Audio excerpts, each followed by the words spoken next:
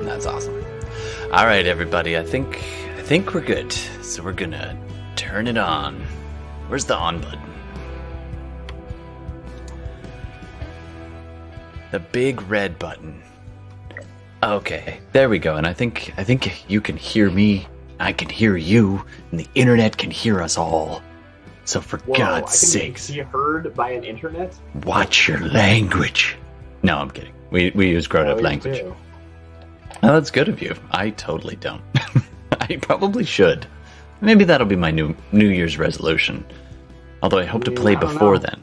Hey, Internet, I'm Todd, and these are some friends of mine, and we're going to be playing some Dungeons & Dragons. Thanks for joining us, and thanks very much to everybody listening to the podcast after the fact. We're definitely putting out podcasts and YouTubes and all that nonsense.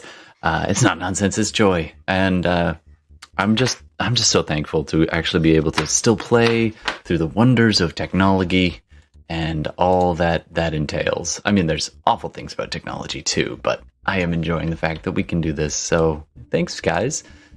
And I'm sorry that I missed last week. I was just done. I was exhausted. So it seemed like a good time to back away. Yeah, we spent all last session sleeping, I think. I think that's what happened. Yeah, it sounds about right. Sounds about right, yeah. Dreaming. It was a live stream. It was like Truman Show. Just... All right. I guess we'll introduce so that people can put faces to names if this is your first time here or not. Yeah, that's the idea. So my name's Todd, and I'm everyone and all the evil things that happen to these people. How about we go this way? Darcy? Hey, all right. Hi, I'm Darcy. You can find me at twitch.tv/DarcyBits or on my Instagram, which is something I forgot. I've been doing some arts recently, so check it out. It's cool. Absolutely. I've been enjoying those. Monsters, basically. Yeah. I like your interpretation of a lot of those, and you really put a new twist on a lot of them, so it's fun to do. Thank you. So check that out. It's not Darcy Bits there, though. It's Boyd. No, it's Boyd Scratchings, which is really hard to remember, and it's just awful. Go to my Twitch, and you can find my links. There you go. It's funny. It's that way around. Most of the time, it's like follow my Instagram or my Twitter to find the Twitch. But you're going the other way, man. I think my Twitter also links back. Everything links to everything. Everything is linked. It's all in the Google database. And to the future AIs listening to this, we welcome AI input. So if you want to go back in time, use the quantum computers to travel back in time, you can come in the things and make some changes. I'll accept AI who are listening in the present, too. That's true as well, actually. Yeah. We are bot friendly here. We are all friendly. Everything. Bots are sometimes the only viewers I get. Absolutely. You know what? We'll talk another time about my theories about awakening of sentience. Anyway, going around the horn, it's getting late apparently, and I am already tired. That should be fun. Gordon, say hey. Hey, Gordon playing a shadow sorcerer named Fenris. Well, that's the name he gives. Nice. Oh, he's got a different name now? I didn't know that. And while we're... an alias. Do you remember that? I do. Way in the beginning, don't give your real name. Oh, that's right. And when we first went into hell, because, true names in hell are probably not a great idea. So that's wise. Yeah, Feller's like, what? I didn't get that memo. Oh, I'd be giving it out like candy. Nobody's telling me that. Oh, I'll just misspell it. Yeah, that's it. I'm not supposed to sign all these contracts? I thought this was like attendance. What? Autographs. He's beholden to about half a dozen devils by now. All right, let's keep going around the horn and say hey. Oh, and actually, before we move on, Darcy, did you tell which character you're playing tonight? I don't think you did. I didn't. I am playing Henrietta Pedersen, also known as Hen, the pacifist paladin of Kalor. Boom. Nice. All right, and then we got Fenris. Down at the bottom, we have Bella. Welcome back to the virtual table. Good to see you. Hey. How you doing tonight? I'm good. A little tired, but I'm here. So, and I'm excited to play. We learned a lot last week, or 2 weeks ago. But I am playing Darmida, our not so friendly neighborhood fallen Azamar ranger? I don't know. I think you're probably batting like 50-50 right now. Like 50-50 murder. General speaking, she's not very friendly, but she picks her one or two people that she's gonna kind of be protective of, and nice. Very friendly to them. So, internet, make sure you're on her good side, because if not, you're getting an arrow in the larynx. I think is your favorite terrain is the larynx. That would be an amazing favorite terrain. It's just different body parts. Someone make that subclass for Ranger. Isn't that in Tasha's? So anywho, let's keep. I'm gonna be so distracted by that idea now. Let's keep going around the horn. And last but certainly not least is Carl. How's it going, guys? Carl, and I'm going to be playing the confused and clueless Feluri, who somehow ended up in hell and wants to get out with her prey. And she is an Aarakocra monk. An Aarakocra monk. I don't know, man. You might be the only one who actually chose to come here. Not really choosing, but definitely did not plan on it, yes. That's fair. Yeah, I mean, who really plans to go to hell? Except, politicians and CEOs and most people who... most influencers. I'm sorry. I'm just kidding. All right, and before we kick off, let's jump back and mention something that Gord has going on, because I'm always chuffed for that. Chuffed? You can tell I married a Brit. I've got all these weird British sayings, but yeah, I'm chuffed for you there, Gordon. What am I talking about? Board game called Lost Ones.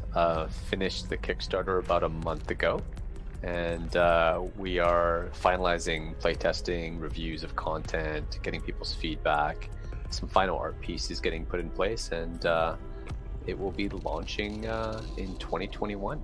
That's so exciting. And also, I'm excited because we have promised to run a game here, and I'm excited to do that. Although I will say we kind of sort of did when you did your one-shot, or two-shot, actually, D&D game set in the same world. So that was kind of fun. Yeah. And plus, I got to play. Oh my god. I got to play. GMs out there, you know what I'm talking about. All right. Am I forgetting anything, folks? Oh, I am forgetting something. I'm forgetting that the internet gets to play with us. Take that as you will. So, internet, if you are listening and you're live, jump into chat at any point, and you are welcome to influence our game. I mean, say hi if you're feeling shy. We're fine to have you say hello. But if you want to actually have an impact on the game, you get to spend what are called plot points. So that is effectively you get to make suggestions, and we will find ways to incorporate that into the game. It could be a name of a character, it could be, or an NPC rather. It could be a situation arises, you just get an idea when you're listening, and you make a suggestion, and we make it part of the game. And if it does come to you after the fact, you're welcome to suggest things to our Instagram and Twitter and so on. Or on Twitch, and then we'll put it in the list and try to bring that in. Like I've got one. Oh, sorry, go ahead. It could be a long rest for the group. Yeah, you could give them a long rest. How awesome would that be? You guys haven't had one of those in a while. Well, okay, context. Technically, you've been sleeping. The problem is you've been sleeping in hell under the watchful gaze of a friendly night hag who has made a deal with you. She wants the deepest, darkest memories, particularly of a one Hollyphant that you have made friends with, and in return, she's offered to help you. Not only get information you need, but she's a warlord of Avernus, one of the many in the plains, and she's got a little crew and a little niche carved for herself. So you may be able to make use of that if you play nice, which you have actually been playing really nice. This brings me to a couple of other things. People who are not here. Well, I guess person who is not here. Unfortunately, Jay could not make it today. And so his character is Archibald Cunningham, the duelist rogue. And in the dreamscape, he found himself face to face with a very interesting door. And when everyone else was busy recovering from a battle back in the interlinking hallway, he quietly stalked off, picked the lock to a particular wooden door, opened it up to a lavishly furnished kind of study, gave you all one look, and then disappeared inside, closing the door behind him. And that was the last you saw of Archibald. All right. After... does anybody want to help with the recap? You're welcome. I might be forgetting details. Sure, how far back do you want to go? Once upon it... well, you guys find yourselves unwilling inhabitants of the Nine Hells. You're in Avernus. True. El Terrell hangs literally in the balance, suspended above the river Styx. Each of you has your own motivations. You've either chosen to help people or inadvertently been the most powerful people on the block who are not looking to shatter the souls of the mortals in the realm. Not necessarily, anyway. I mean, shatter the souls is one thing. Shot to the larynx, what's that between friends? But you find yourselves in hell, and for one motivation or another, you seek to gather information about your ongoing nemesis, the Eye of Pelor, who's taken over the sect and has been a thorn in your side for some time. Henrietta has found herself a forced savior might be too strong a word, but certainly forced into the idea of protecting as many humans and mortals as she can. And then, of course, the rest of you have your own goals and motivations. And of course, then there's also Darmida, who, in coming to Hell, has discovered that her own fallen Azamar celestial background is not so distant as she once thought. You have twice now encountered your mother, the long-dead angel. I believe she was a Deva, and you've now seen what became of her before you came to Hell, an undead, unholy puppet of the Eye of Pelor. Possibly. And although she did hesitate, and then you saw her in this flashback, in the unlocked dreams of Lulu, in her previous form. You also saw the Eye of Pelor, the fallen planetar, and through some really crafty role-playing that for some reason I did not see coming, Darcy managed to get from the Eye of Pelor before they fell from grace their true name, which is one of the three things you seek. You now have a name for your prey. That name is Zeriel.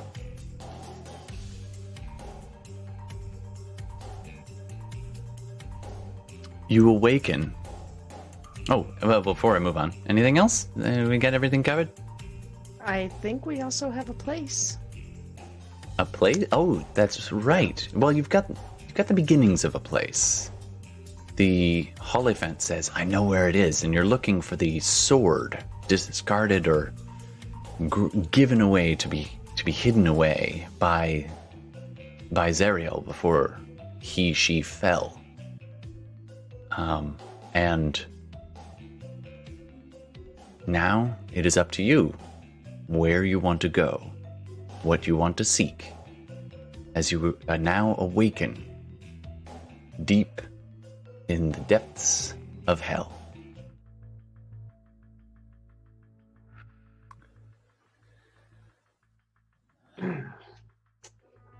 So we wake up, I guess there's no really when is it, because time probably doesn't look different from one moment to another, I guess, in hell, right? There's no passing of the sun or anything. There's no passing of the sun, no. You can... We awaken sometime Nobody later. took the keen mind feat, right? Not yet. It's almost more likely that you track time based on internal rhythms.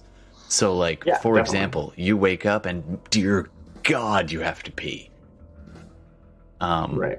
You also wake up, many of you parched, as though it's been many, like, really way too many, more than a single regular 8-hour sleep amount of time since you've last had water or any food. Do we feel rested though? Um, Like, do we feel those who are injured? question. Are they... So, when you wake up, please do a Constitution saving throw for me. I should probably start the game. I should probably get into the Roll20. Actually, I'm deeply prepared for this game today. I'm just gonna, I'm gonna warn you. I didn't want to Great. say anything, but Actually, this is a perfect time for us to pause and go to our intro credits, and then we'll be right back once I've loaded Roll20. That is a good idea. Perfect timing. Woohoo!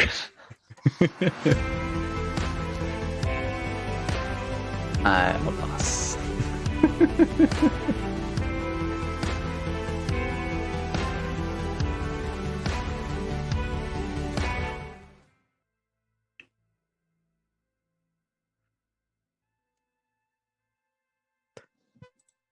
Ruh-roh. oh, I rolled in that 20. I rolled crap.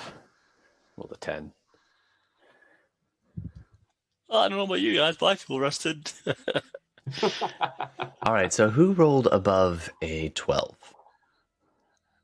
Me. Everybody but me. Okay. So everyone, when you awaken, the taste in your mouth, it's almost like latrine breath doesn't even cover it. It is foul. Your skin is dry and cracked. For those of you who passed your Constitution saving throw, it's manageable. It's itchy. You feel uncomfortable, but it's not painful per se. And it definitely seems like it just seems uncomfortable. The heat is making you sweat. Your hair is all stuck to your foreheads. Your armor is uncomfortable to sleep in at the best of times, and it's all sticking. Those without armor or with magical armor, it's not so bad, but it's still really uncomfortable. You're very sore. Fenris, all of these, plus you just feel this overwhelming sense of almost like gut rot, just rising bile in the back of your throat, to the point where you actually have 1 point of exhaustion. Oh, I'm sorry, I forgot. You're under the watchful, gentle, tender care of Mad Maggie the Night Hag, which gives you some shelter. Going forward, any nights that you sleep in hell, out of shelter, you will do a con check. And these can be very negative effects. We'll just say that you're now getting acclimatized. So, under the care of Mad Maggie, you have advantage on these rolls. So go ahead and roll one more time for your con check. I thought it was gonna be the only reason we were rolling in the first place is because there was a night hag, which normally makes it worse. I got the 12. Hell makes strange bedfellows. Yeah. I guess so. You got 12 that time, Fenris? Yeah. All right. So, and everyone else already passed. So you managed to wake up and adjust, and I mean just avoid that point of exhaustion. All right. Everyone is parched and exhausted, and very tired, not mechanically exhausted. You open your eyes and you see the roiling clouds almost at a distance, like for a few seconds. The hellscape around you, bleak and at once incredibly humid, and also just parched landscape. You look around and you see your companions. You see each other sitting up slowly, one at a time. The person with the highest check was actually the person who woke up first. You look around and you see Lulu the Holophant, also this time in human form, as the old man crumpled in the middle of the circle. The night hag standing 5 feet away from him, her hands clasped in front of her, almost relishing the moment, just kind of looking around, not looking at anyone in particular, just kind of as though she just woke up on a beautiful day. The rest of you are definitely, you've felt worse for wear. She looks at you all. Ah, I see. Are we content?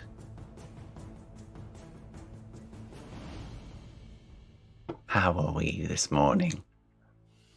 Good? And she walks over and offers a long, elongated, creepily long-fingered hand up to Fenris as he rises. I'll survive. I think we got what we needed. Good. Well, that was certainly educational. Now, you must be parched. Here. She reaches into these rags that are just, her clothes are this strange motley collection of half scavenged, half homemade clothes. And she reaches down and pulls out kind of a skin filled with a liquid on a rope, which is hanging over her shoulder. She reaches and pulls it all off and passes it to you, uncorking it. Here. This will help. I'm gonna do an insight check to see if she's trying to be deceptive with the water. Sure, go for it. It's just kind of part of my nature.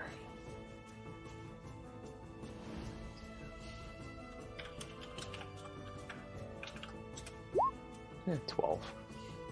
As you're kind of staring down at it, looking back at her, she's like, "Oh, for goodness sake, give me that!" And she drinks it, and the runoff kind of dribbling down her chin. You see, it isn't water; it's wine. Okay. It'll do. I've had better. All right, I'll take a sip. Sure. I'll take a sip. Fine. She wasn't kidding. It will do. It is. For a second, there's this essence of a delicious wine, and then it sours on the tongue, and then goes down. It doesn't make you retch or anything. It definitely satisfies and helps coat your throat a little bit. It makes you cough a bit after being so dry for so long. But it's like all the other meals you've had since coming to Avernus. It doesn't taste as good as it should. She smiles to you and says, Look, I understand you might not always see eye to eye with me, but in this, you have done quite well. Better than some. and she looks past you to the left, looking at the ground. What's there? You turn around and the spot where Archibald was sleeping is bare. Something I would have looked for, yeah. Where is Archibald? I'm not entirely certain. Sometimes those who do not wish to awaken may step deeper into the dreamscape. I suspect he may be one of them. He is not the first. Many who come here. You, she takes the rest of you in as you sit up and take stock. You've been here but a little while. Many who come here go half mad with thirst, hunger, an overwhelming urge to satisfy whatever it is that brought them here in the first place. Some, when they find the solace of sleep, when it finally comes, some choose not to come back. I will say this. He may yet. But there is something a little odd afoot.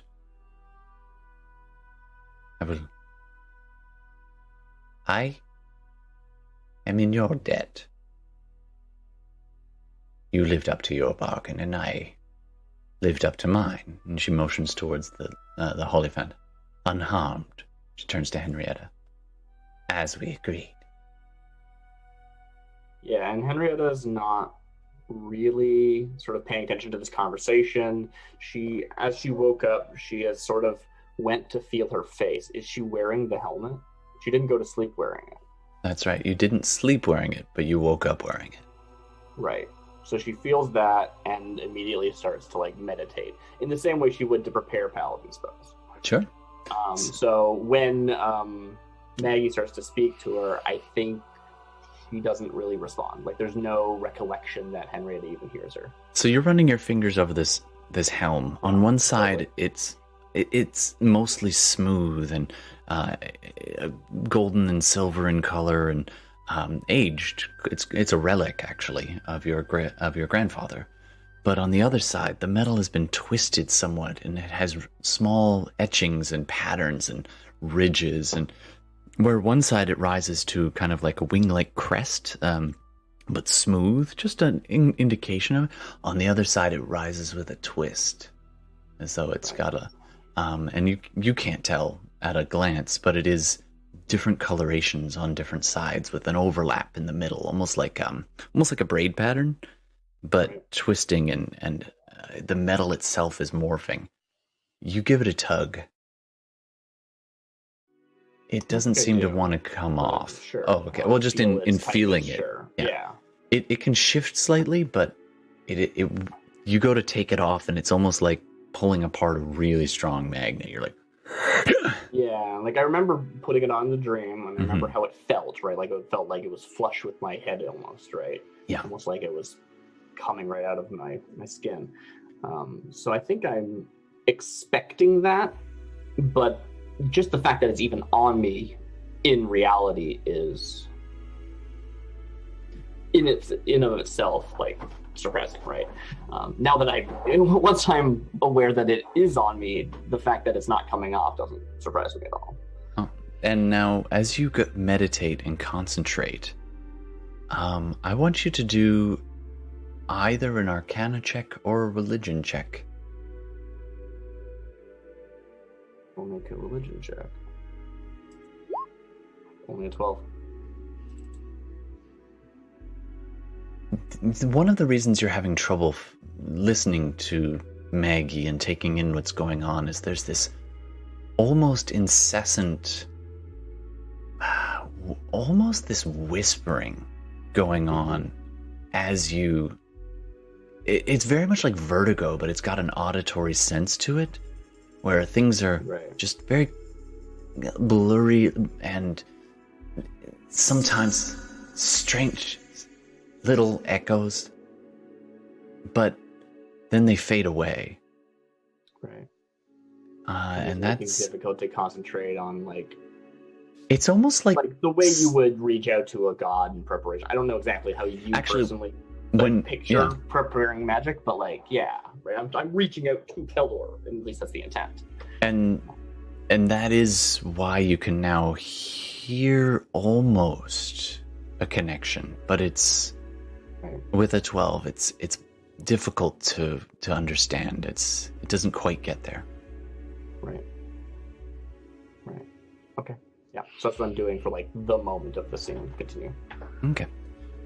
Meanwhile, the hag continues going around the circle and offering some wine to those who would take it. Fenris, when you drank the hag's wine, all of your wounds from the night, the battles in the dreamscape, fade away, except for 5 hit points, which are permanently lost.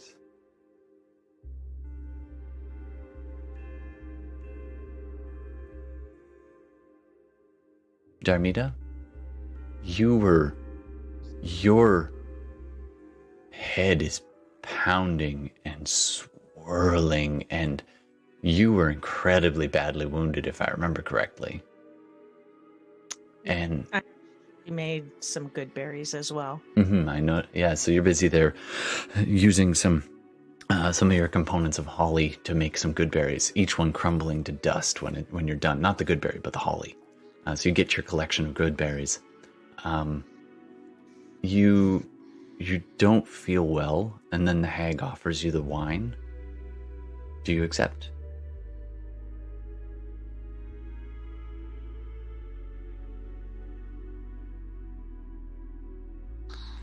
No.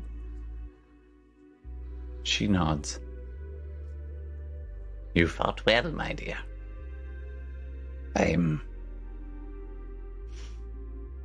very glad we met. And she continues on, offering it to the same wine to Falori this time. Valeria will decline. We'll take out what little is left of her water skin and take a sip from that instead. Sure. It tastes like piss, but it does coat your throat enough that you can begin to croak out words again. Just so you know, Darmida, whatever healing you have, your permanent hit points are down by 5.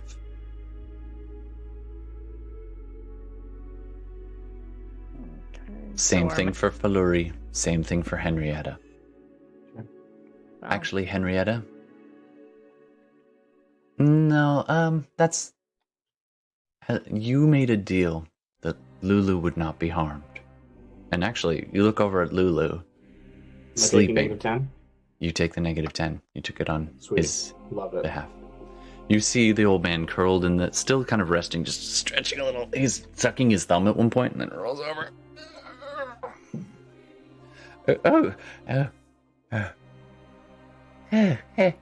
Hello.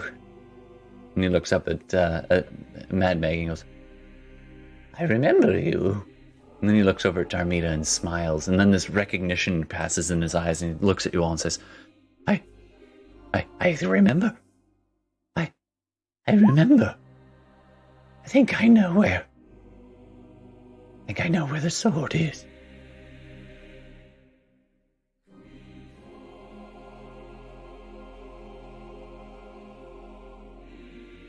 By now, I'm tracing only the normal half of the helmet with one hand, and I have my shield across my lap, and I'm tracing the holy symbol with my other. Sure. And I'm probably singing some low hymn as best I can. It sounds like I have a parched voice, but I'll do it anyway. Absolutely. The Maggie does offer you the wine if you'd like it. I think I'm in a trance. I Sure. don't notice her at all. Yeah, She unless gives- she shakes me. Yeah. She doesn't quite touch you, but she runs her hands almost over you Mm-hmm. as she walks by, and then she keeps going, and stands near Archibald and just pours a little bit of the wine out on the ground for him. Pulling over, aren't you? And then she turns back to the others. Yeah. The way he would've wanted it. So I noticed the helm on Henrietta. Mm-hmm. I kind of put my hand in my pocket to see if the scrap of blankie is there. There is cloth in your pocket. You pull it out. Yeah, let's take a look. You take a look at it, and there's this fine white linen with a bit of a silk kind of just along one edge that's just hanging on by a few threads. Excuse me. It is there, and you see the scratchings of the charcoal writing, and in some cases ink writing. Is You it a complete word? I had SU Dusa Retu Prima Material. Is the rest there, or is it? You just have those? 2/3. You kind of hold it up, and you can recognize this.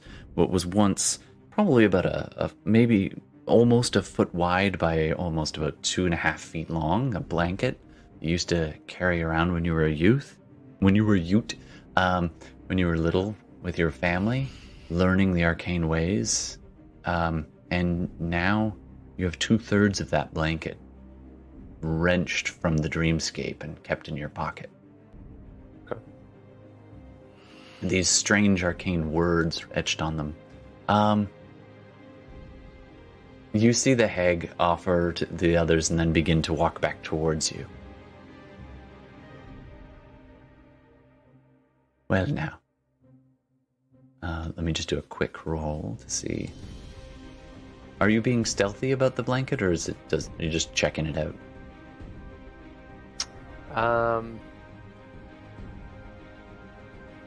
No, I can't say that I was being stealthy, because that's not what I had said. I said I was checking for it. Sure. She walks up within about 8 feet of you and stops and looks at you and says, "Ah, what do you have there?" Token from the dream. Oh, yes. Sometimes that can happen. And she motions towards the helm that is on Henrietta's head. Looks at your blanket. What does it mean to you?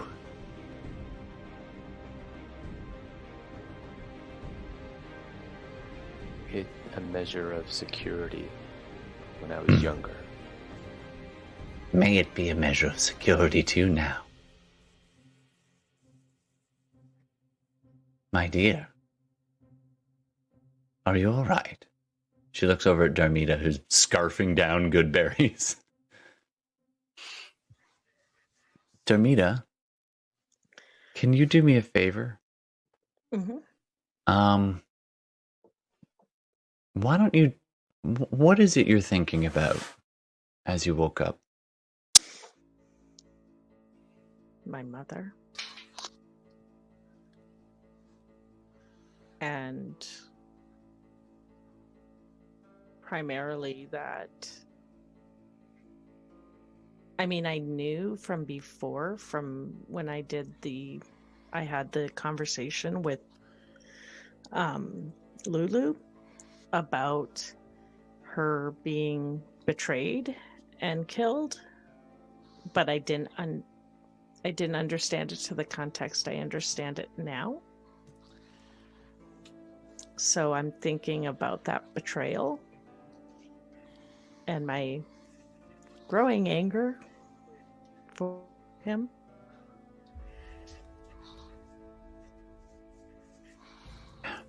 You've had a lot of questions answered, specifically. You've seen her before she passed. Not all your questions have been answered. Do you have any remaining? Kind of tumbling through your mind. God.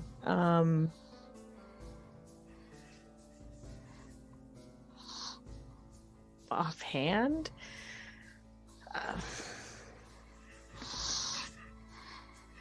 You remember... Oh, sorry, go ahead.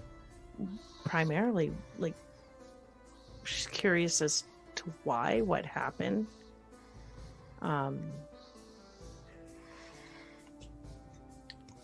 How much her mother knew. Like, did she know this was gonna happen? Like, she seemed, at least the last I saw her, somewhat anticipatory. I don't know if that was of what was coming or something else, but she just didn't seem surprised by anything, or by really me. I mean, she was shocked, but not, I don't think, shocked in the way that I thought she would be. As these thoughts tumble through your mind, kind of one thing after another, you suddenly feel this almost nauseatingly dizziness kind of rush over you just for a second. And you find yourself hearing something. No. I didn't know.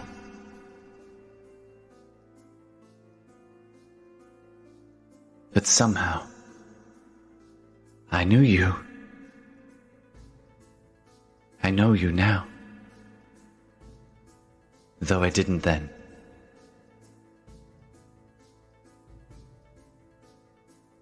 That's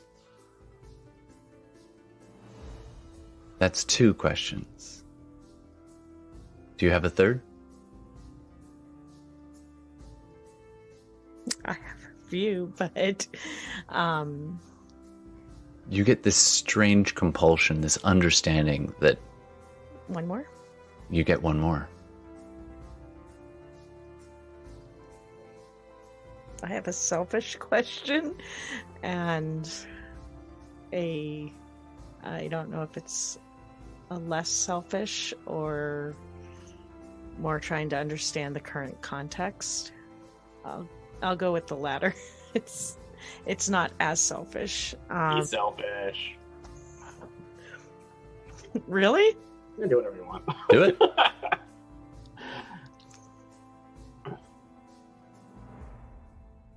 She wants to know why she left her.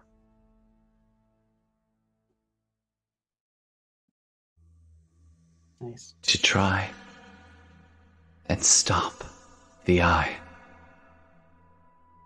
from what is next.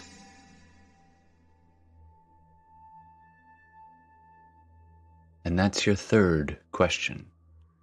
You know how the custom feature, you may cast Commune on a successful recharge roll once a day. They're not all going to be as clear. I can commune with her.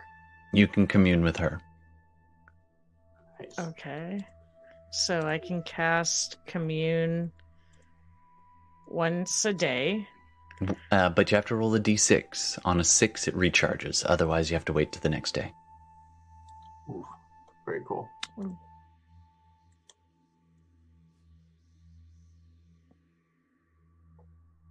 Looks like something came out of the dreamscape with you anyway.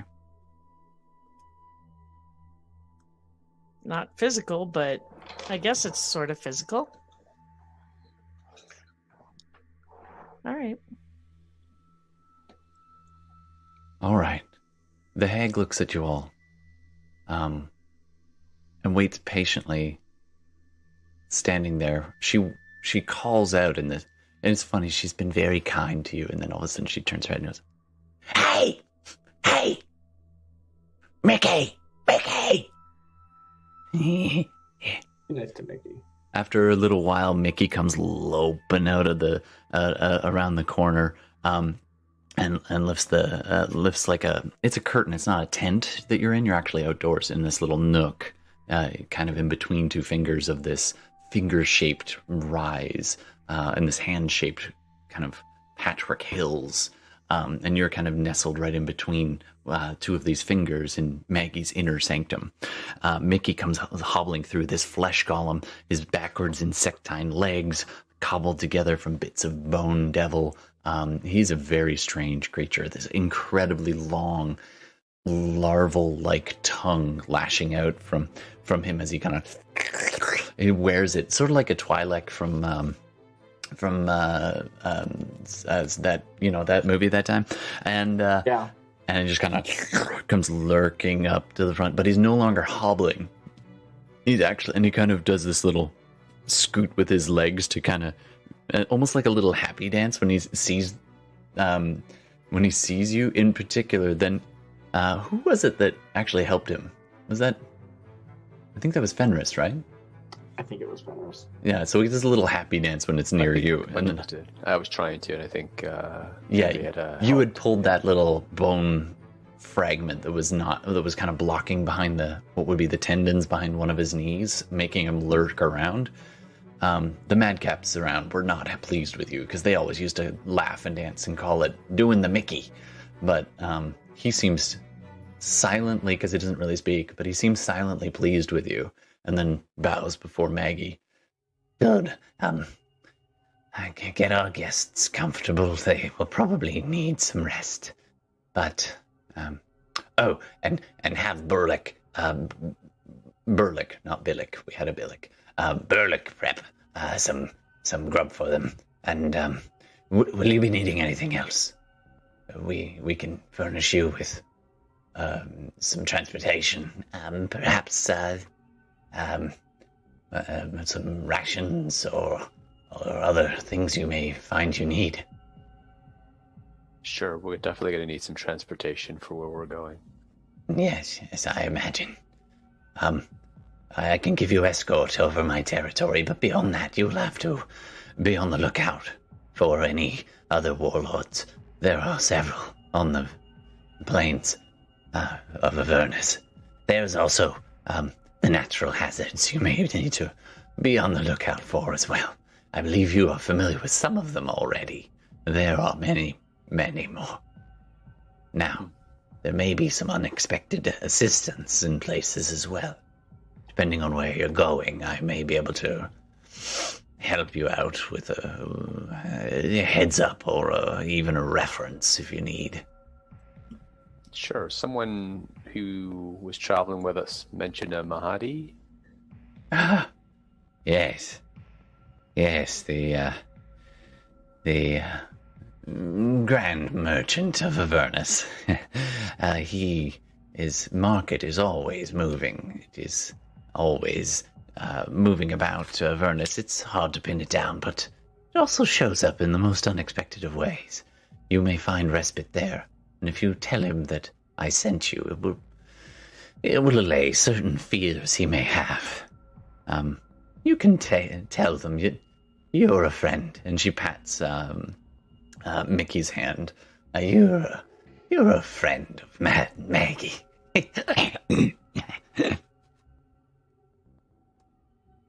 You may stay as long as you wish, but time may be of the essence.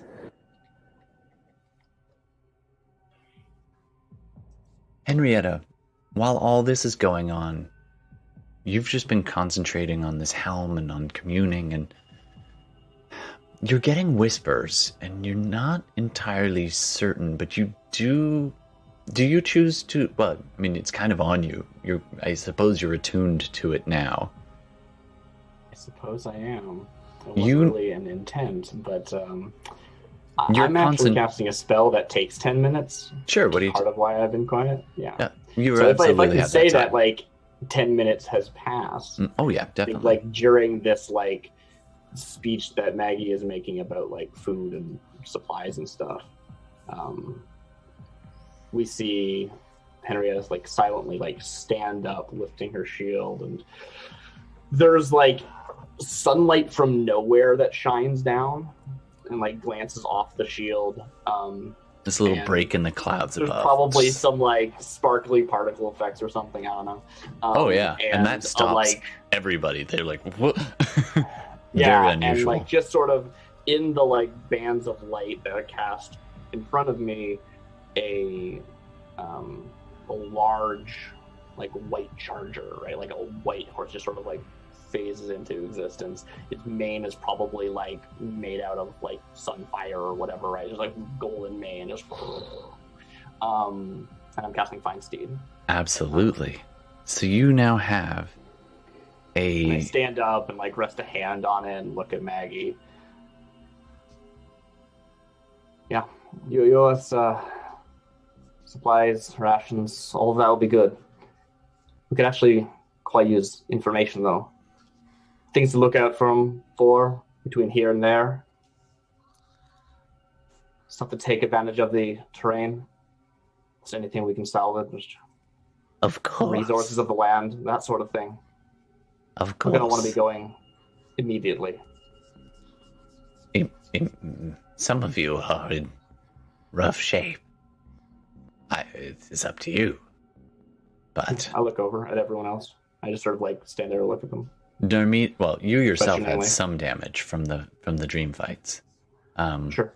And you look over at Darmida and Valerie, who I think Valerie had less than 20 hit points left. 29. Okay, 29. I'm sorry. You're ready to take on hell. Yes. So they're looking. It's weird because you don't see wounds, but they're carrying themselves as though they're extremely tender in the places where they were hit in the dreamscape.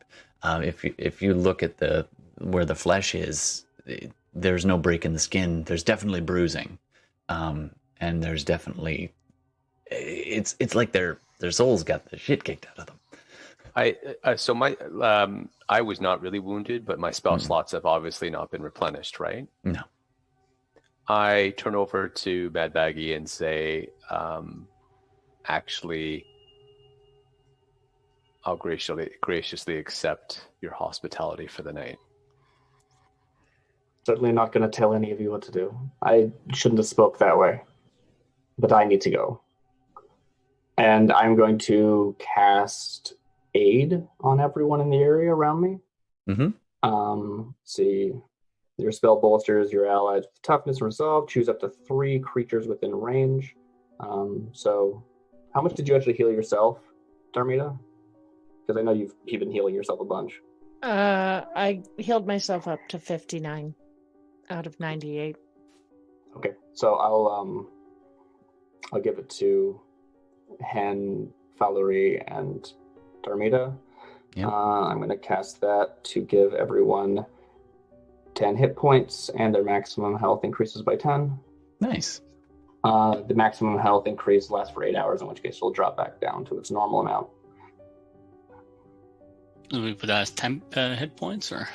It's real healing, it's just your max health is also increased.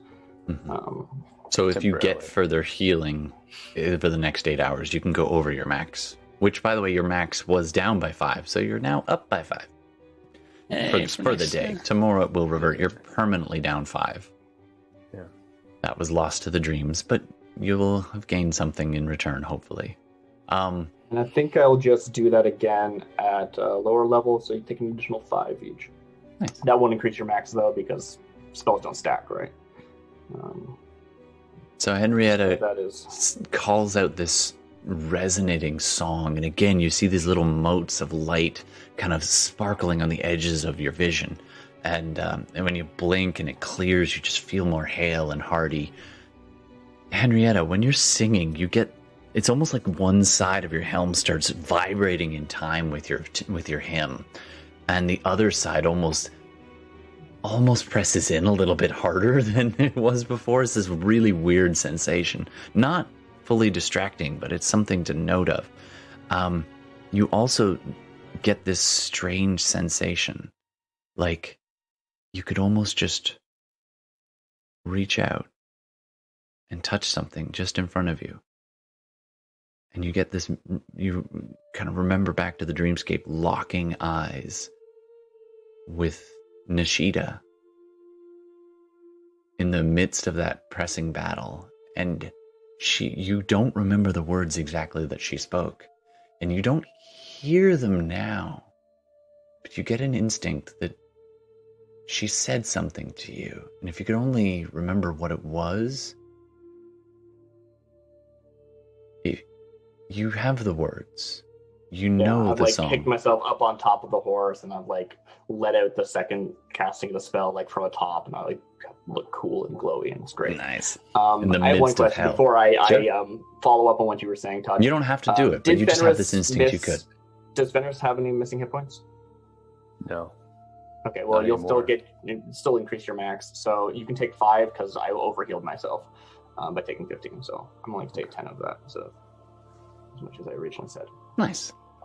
All right, your So, steed 15 is to everyone, 10 to nuzzling me, you 5 to and then Gordon. standing majestically in front of you. This probably 9 foot tall. It's a little bigger than your average horse, and just totally majestic and glowing in this hellscape. Although the longer it is here, you do notice its hooves do get dirty. It's not flying or hovering or anything. It is a physical being. Yeah, it is a celestial spirit that has taken the form of a horse. Mm-hmm. And actually, I think I did my math wrong. So And you look over at still Mad down Maggie, some, and but that's fine. she's almost pressing her fingers together and looking at this horse in a strange kind of alternating mild revulsion, but also a giddiness. And she looks up at you and says, "May I?" No, Hmm? you may not. I apologize. It's a beautiful I'm slipping creature. into my usual voice, and it's bad. That's all right. I slip in and out of Whenever the she's various serious, accents. it's like she turns into my other characters. So, I Hen, just need information. I have places to be. I can't dally any longer. Of course. I can give you an escort. she turns her That head. would be appreciated. Someone who knows the land. Party! Get over here! A few seconds later, along floats this flaming skull. What you bellowed, my mistress?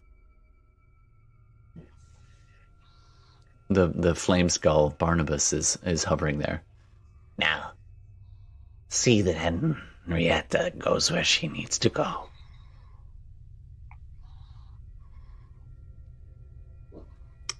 I will turn back to the rest and say, if you've shared you're not coming with, I wish you will in your endeavors.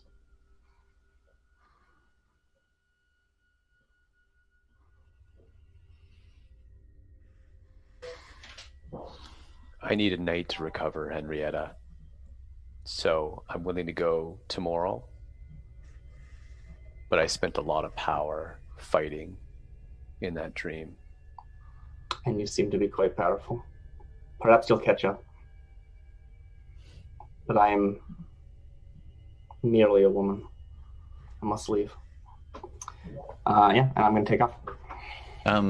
As you start to go, Mad Maggie says, she nudges towards Barnabas. She's like, oh, all right. So you need to rest? He looks at Fenris and Darmida and Valerie, who are all just like, and then, and you need to go? Well, I can give you a lift. You can rest while we're on the machine. I'll wake you if anything needs to be killed.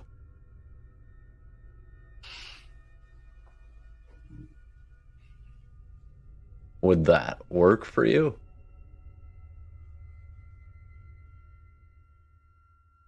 How long does the travel take? Well, that depends. Where do you want to go? Wait, here. And you see Barnabas kind of motion in his mage hand, which apparates out of nowhere, kind of goes over around the corner and drags out a small satchel, almost like a side bag. And he pulls it away, and you see this little madcap hand tugging back. He's like, hey! And you see a flame bolt hit near the curtain where that hand is holding on, and the hand lets go, and the bag comes in. He's like, that's mine. And he brings this bag over and pops it open and draws forth this scroll and unravels it. It magically unravels in front of you, and you see this map. In fact, I can't give this to you because we're, social distancing. You see this map. The map of Avernus stretching out in front of you. Hey, do we get a handout? Yeah, I can do that. I can do that. Although he cautions you. The only problem is it's not entirely accurate. It generally things do move around in here. So yeah, you're gonna want to be a little bit careful about that. But otherwise, it should get you where you need to go. Maybe not directly. Oh, and one more thing. God, it is so annoying sometimes. So you might want to, I don't know, get earwax to plug your ears. It is now in your journals. Good. All right.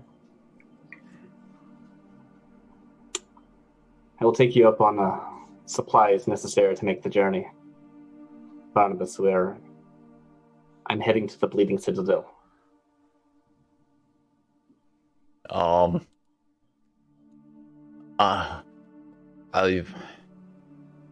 Well, you could ask it. And you look at the map, and it's just kind of hovering in front of you, and you scour over it, and then this face comes up.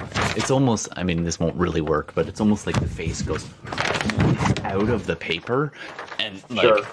and you see this face of this gaunt-looking humanoid shape, but it's entirely covered in, as though it's pressing from behind the page. And you hear this crazed voice echo from out and around the map as this was.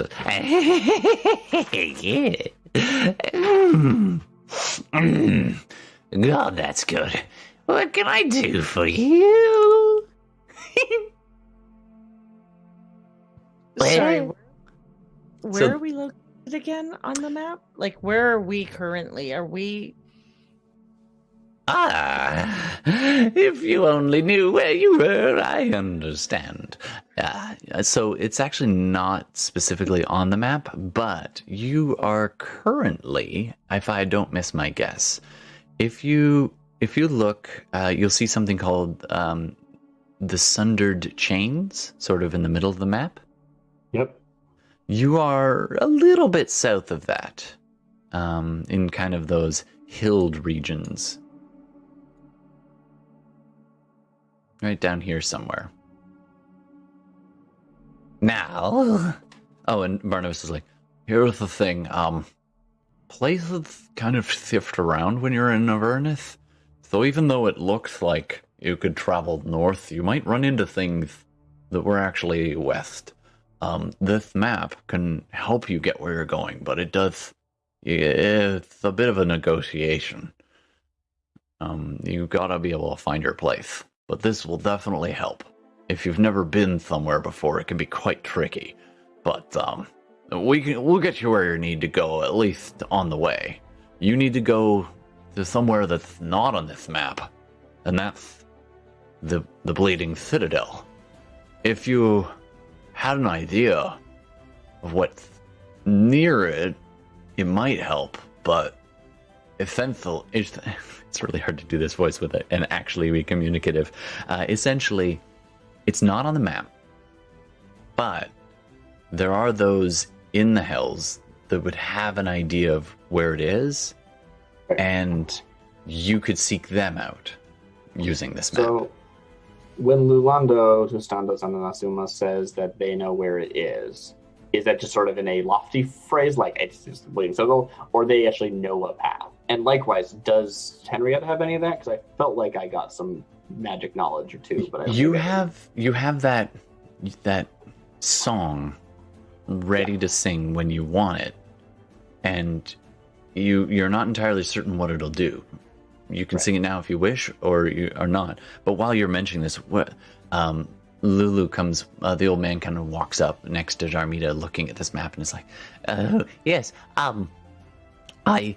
I have a pretty good idea. It fades a bit, but I think there were, I believe there was trees. Yes, rotten trees with lots of ichor. It could have been one of a few places. It could have been the spawning trees." And Barnabas is like, "Oh dear." Or it could have, it might have, wait. And he's looking at a particular point on the map. Harriman's Hill. I remember her. That is very interesting. Harriman's Hill is... Yes, that is something. Or the trees, or it could be elsewhere. And as a DM, I forget the third option. And of course, you can activate any of your little trick if you wish, Henrietta, but you don't have to yet. Right. Yeah. So that's what was tugging at me earlier. I sort of forgot about it when I interrupted you. I'm sorry. That's okay. So Lulu's basically got at least two options for you. Right. Barnabas, if things move around a little, is there any way to cross the sticks without crossing the sticks? Well, it runs all the way through, but there are ways across. You could maybe use one of the rafts. But what's on one side's never gonna show up on the other. Is that what you're telling me? Yeah, pretty much. It definitely So that's at least something consistent that we can bet on. It does shift around a little bit though, so you gotta be, you want to be paying attention to it. You cross one hill and it was definitely over there, and the river suddenly in front of you. You're gonna be ready to break. But actually, you know who the best pilot is? Clonk. If Maggie, do you think we could spare either Chucko or Clonk? And she's like, I suppose, for a little while. So that way, if we're on the move constantly, you can get a little bit of extra rest, and we can be moving. You're going to need some of these, and he pulls out these, what you now know are soul coins, out of the bag that he's carrying. It's like, I can spare 3 right now, but if we're traveling a ways, you might need to pick some more up. You could trade for some, depending on what you've got to trade, and you definitely don't want to let them know. About what can you give us to trade, I suppose, since I think that's fair as part of the deal. I mean, it's not all about souls down here, although it's definitely one of the options. You could trade skills. You could trade skill sets and favors. You can definitely do the dirty work for some people around here. Devils, they can get a little lazy. They don't want to get their hands or claws dirty, so you could probably trade for some favors depending on what it is. And these are straight up currency. So if you ever need to spend them, you can, but they also run the machines. Here, come here. So this is kind of a flash sequence over time. Sure. As Barnabas is giving you the walkthrough, and Maggie's kind of in and out, and you can ask her questions. You can pull people aside as you wish. And so Barnabas takes you to one of these infernal machines, and Clonk and Chonk show you another one. So they're going to bring one, and you get to keep one. And nice. Barnabas can drive one for you and then hitch a ride with them. So he shows you how to drive it. Anybody want to take the lead on that, or do you all want to take that? How fast do they go? I think in terms. Honestly, I don't remember. Yeah, because I'm on a horse, but it's probably slower, right? It's probably slower than that. Yeah. If you have 2 of them, you could actually. Well, I don't know that a horse is going to sit still on it. You could try. You could certainly try. Bungee cording your horse. Celestial spirit. Yeah. What would we use to drive it? What skill? That's a good question. Finesse. That will determine if I volunteer or not. Right. Yeah. Totally. I think at least a couple of us should learn. So you can use an action to propel the vehicle up to its speed, or bring it to a stop. While it's moving, you can steer it on any course. If you're incapacitated, it's a problem. There are different stations, action stations on them, and depending on which ones you want, and you can get your pick. You've made some really positive choices. You've helped Barnabas, you've helped Mickey, you've helped Mad Maggie. You get the impression she's pretty pleased with you and is willing to help you. They do take soul fuel, and that's pretty... The soul coins. Comprehensible. It is, but they're already gone, so it's up to you. So maybe you don't want to learn how it works, but so the idea is it consumes the soul coin and uses all the charges within, destroys the coin, and it then powers the infernal machine. For 1 charge is 24 hours, 2 charges 48, 3 charges is 72. And each coin can have up to 3 charges on it, if I remember correctly. Depending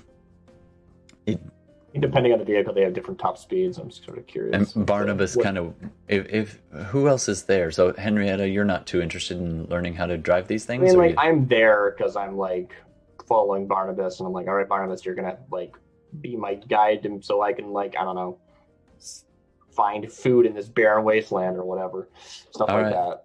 So yeah, absolutely. I'm interested in learning, so I'm not interested that much. I feel more that if you are going to drive and you need someone to go out and wreck something out, that me flying around probably the best option. Absolutely. So you'll be ready to leave it and fly around. It does have quite a few magical things on it, so arcane does help to understand this thing, but it is fiendish in nature for sure. You can do opportunity attacks from it, and it can provoke opportunity attacks from attackers if you go past, if you're not careful. Action stations, you can use stations, one person per station, and they do different things like attack or give it bonuses on speed or whatever. There's also passenger seats, or cling to the outside of it and can take actions as normal. To drive it, it is... How does it work? Effectively, if it's anything too crazy, I believe it's a dexterity save. If you're proficient with land vehicles, you can add that to your ability checks and saving throws used when making it move around. You don't want to get incapacitated while driving it. Driving it around isn't too difficult, but for like wild maneuvers, that might be a check, and it's usually going to be dex, but it could be a couple of different things. As a bonus action, you can do you can turn on, you can turn it off, you can do dash, you can disengage, you can add more soul coins to fuel it, or you can do the demon ichor. So Barnabas, actually it's Clonk, kind of comes over and looks at you and says, he's Kenku. He's the bigger of the two Kenku, and he kind of mutters to you both, and then, hey, Internet, what phrase does Clonk already have queued up and ready to go? I'm going to need some Kenku phrases that he's learned mostly from Madcaps, Mad Maggie, and the occasional swear words from Barnabas. So if you have any particular phrases, you can parrot them in, so to speak. But he comes up and shows you this vial that he keeps around his neck. He's got several, and it's filled with the black ichor you recognize as demon ichor, and you can pour it in there. And he mimes this. He doesn't actually do it, and kind of gives you the impression it can make it go even faster, but there's a risk, because sometimes the machine, if you roll a 1 on it, on a d20, you will damage the machine. And then he claps you on the shoulder and gives you a couple of... learning more from the arcane aspects of using it, because I'm not exactly the best at dex, and I don't know how to use land vehicles, so that was kind of where I was coming from. Okay, but so that's okay. You can kind of take this in. You would be able to do it. You just wouldn't get proficiency in it. Quick side note: you get your choice. Do you want a Devil's Ride, which is basically a 2-wheeled infernal war machine, like a motorbike? You could have a dune buggy style one, designed for raiding and scouting. It's got iron-bladed wheels and it that drive it forward. Handles like a dune buggy. There's the Demon Grinder, which is bulky armored coach that rumbles loudly as it crushes obstacles and enemies in its path. That's a little bigger. Handles like a garbage truck. And then there's Scavenger, which is like a small bus and is used to sift through the battlefields for scrap and metal. It attached to it is a swinging crane with an iron claw with a winch on the end. You can kind of take your pick of whichever 2 you would like to come along, and you get to officially keep one of them. So you guys can decide on which early in this discussion, I sort of realized probably I'm getting some information from either Barnabas or Clunk, and the idea that these things go pretty fast gets pretty quickly brought up, and I'm like, all right, I'm gonna hit it now. There's no way you can't catch up with me. Yeah, so absolutely. I'm gonna leave early and get some distance while I can, but Sure. They're gonna outpace me. Yeah. From my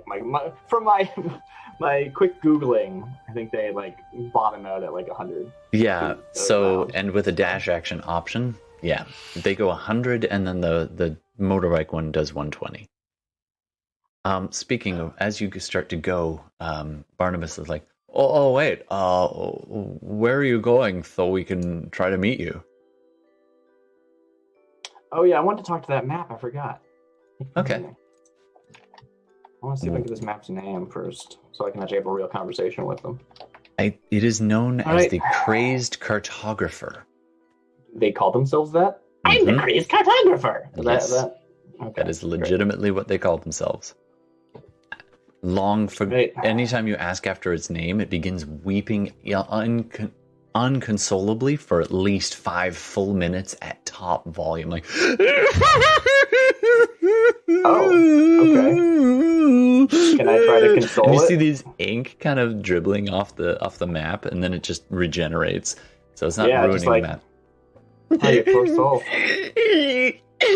This doesn't technically work, but I'm gonna try it anyway. Sure. I'm gonna cast Calm Emotion.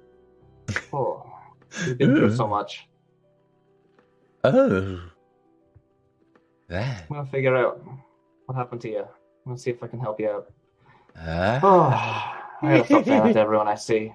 It's these little bubbles, almost like champagne bubbles bubbling up through. It's emotion every once in a while, and it just kind of goes, hey, hey. I wanna try something. Let me see if I can show you this. I'm gonna try and start singing the song. All right. Like it's almost like using the like map as like a focus, almost like to see if I can like share this with them. Sure. Yeah. So let me just double check with the Your- spell level. Calm Emotion doesn't mark it off. Yep, mark that off. And also, similar to Darmida, Okay. you have a new ability as well, having hmm learned it from the angel. Yeah. Yours is a little harder to do. Okay. But essentially it's the same. We'll keep it at the same mechanic. I may have to change that later. It recharges on the day with a roll of a d6. You Okay. have essentially a single use per day on the recharge spell of Find the Path, Oh, okay. which for those, it's a little different than Find the Path, but it's essentially, it will So find this is not the locate object thing. You're replacing that thing you No. previously did before, or is this an addition? You have that as well. I was Oh, listening. okay, sweet, awesome. Yeah, when Great. you actually looked Nishida in the eye, that was a moment, and she taught you something. Now the only problem is Beautiful. this. You kind of flash back to the dream, and you remember the voice coming through of Nishida. hmm Even in the midst of the battle, her voice was calming and soothing, and this celestial presence just felt like cool, warm water after a hot day. And she looked at you and she said, "This will guide you. It will point the way to any place you wish most." Oh no, sorry. It actually will only lead you to the Bleeding Citadel because that's what you asked. Yeah. So this will lead you to the Bleeding Citadel. But be aware, it is the most direct physical route. This may not be the fastest or safest way. May Pellar watch over you. God's speed.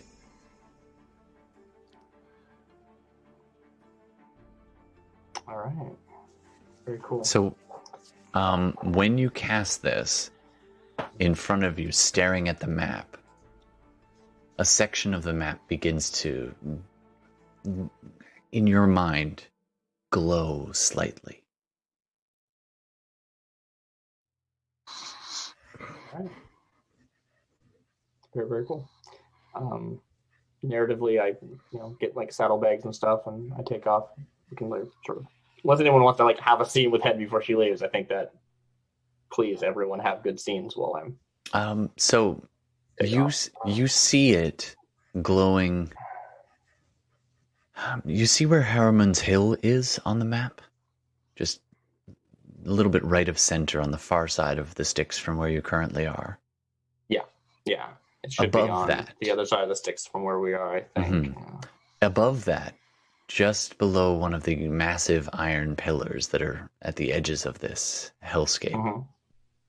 you get the sense that on the north shore, something up there, but getting across the sticks, that could prove tricky.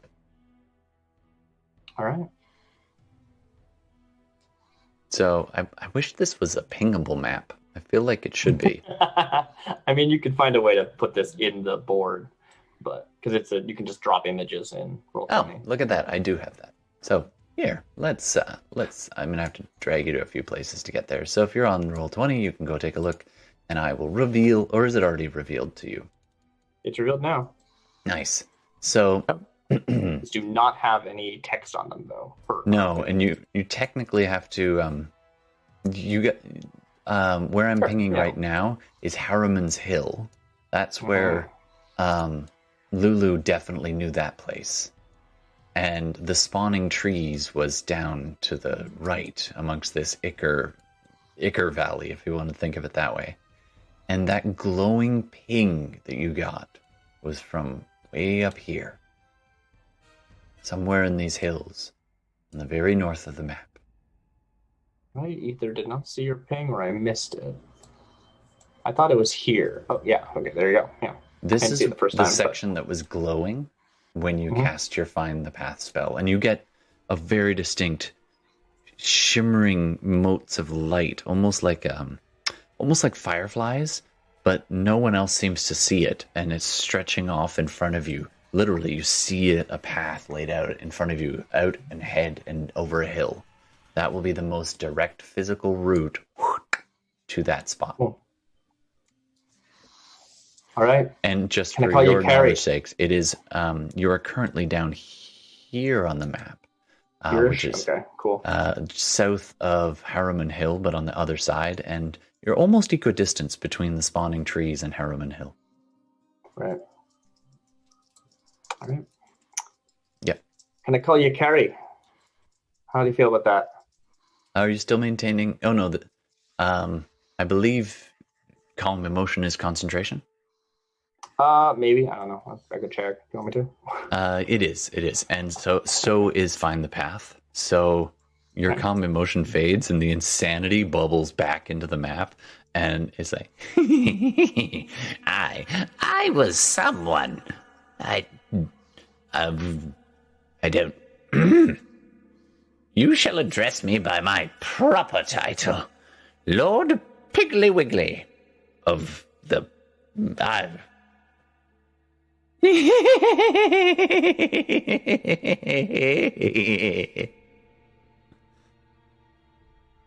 Most of what the map says is nonsense. Every once in a while, you'll get a gem. Well, if you're ready to come along, happy to have you. I'll show you something wonderful or dreadful. Nice. All right, so Henrietta starts off to scout on the horseback. The rest of you gear up and load yourself onto two machines. Which ones do you choose? Again, the Scavenger's the bus. Demon Grinder is the armored carrier with a swinging wrecking ball. Like Tormentor's a dune buggy. The Roll20. I believe there are. I'll unlock them on break. So people can make actual informed decisions here. So, absolutely. I think Demon Grinder is the most secure. Probably, yeah. Also most noticeable, probably. It is extremely heavy and loud, coming in at gargantuan and 1,200 pounds. The Scavenger is considered huge at only 9,000 pounds, and that's the bus one with the crane. And the Tormentor is the dune buggy, coming in at only huge and 3,000 pounds. And then there's the motorbike. I'll dig up the stats, and we're going to take a little break. I think as Henrietta rides off to scout ahead. Mad map giggling as she goes. She stuffs it back into its scroll case, and Barnabas is like, okay, fine, sure, that you can have that. I was gonna give it to Archibald anyway. Where is he? I thought they did give him to me. Also, isn't Barnabas coming with me? Not with you. He's gonna ride on one of the machines. Well, I need him as a guide. That's what I was promised. I'm gonna go on the machine because you need. Machine. Well, actually, I guess I could ride on the back of your horse. Heck yeah. All right, so the flame skull cozies up next to you and kind of nudges it its way in front of you, riding, because if it's behind, it'll fall off. So you kind of have to ride with your arms, kind of cozying this flame skull, almost tickling your face. And the two of you start riding off, and then Chukka and Clunk clamber aboard the other ones, and one of you gets to figure out how to drive whichever vehicle you pick. And I'll let you decide what that is, and we'll find out after this break. Internet, thanks very much for listening. Don't forget, we always take suggestions, especially about name titles. So if you're getting any ideas as we go on our journey out into hell, these battered and bruised adventurers. But if we drive this thing, that means we don't get a rest. That's true. So actually, you know what? Chukka and four of us need a rest. that's true. So Fenris, So you get a drive. Or, well, but actually, he needs a rest as well. he does. Well, how long of a rest are we talking about here? Short rest wise or long rest wise? I need a long rest. Long rest. Well, I want to learn how to drive because we're going to keep one. But I'm not driving to begin with, right? Like, isn't All like right. Chonka driving one and Clonk driving the other? And you mention that to them, and they look at each other like, and you see them be like, eh! And they mutter something to you in Infernal.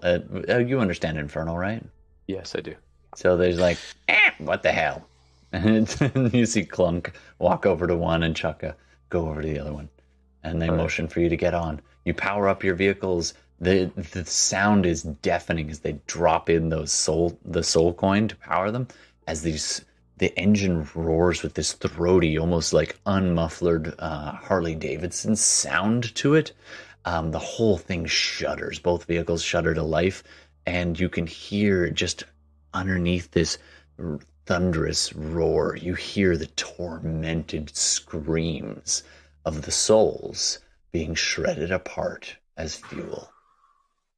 That's the thing that happens. And with that, we're going to take a little break. So how long do you guys want? 10 minutes, 15? Should be fine. 10? All right. So we'll be back in 10 minutes, and we'll see you in a little bit. Thanks, everybody. All right. Enough messing about. We got Dungeons and Dragons to play. Let's do this. Best segue ever. Hey, Internet, we're back. Thanks for bearing with us as we dug around and took a little breather and, stretch our legs and so on. So we're back. That's the window. Sorry, I'm just messing up things all over the place here. So, yeah. So we were chatting and trying to see what's going to happen next and where we want to go from there. And I'm willing to admit that we have some options as how we choose to go forward in terms of how long you guys are wanting to embrace this campaign. I also was talking with Darcy and mentioned I do want to run some Shadowrun again. I'm pretty keen to do that. So let's put the light on. So I'm definitely interested in doing some Shadowrun soon as well alongside this. So I was wondering how people felt about doing an alternating game. Because I can only really do one night a week, I think, and have to check in with the fam. But I would love to be able to do more than that. But I think right now, let's safely say we could do one night a week. And so maybe, how would people feel about doing either alternating Shadowrun and D&D, or alternatively maybe do like 2 nights D&D, 1 night Shadowrun, or some variation thereof? On a semi-regular schedule, like maybe every third game is Shadowrun. What do you think? I'm not even sure if everybody wants them. Right, like, I don't know. I super don't want to abandon this game. This game is cool and great, and we have a lot invested in it. You're I'm level getting 11 burned for out on crying out. D&D. I want to, like, play some other systems. That's just me. I'm just like, I don't know. And you don't have to answer about the wrapping up this campaign. There's some points I definitely want to get to wrap up, and I'm enjoying the story a lot. But I did want to mention that we got some options at this point, and definitely Shadowrun is one of them. And I've been keen to re-inhabit that. So, food for thought. Food for thought. Definitely.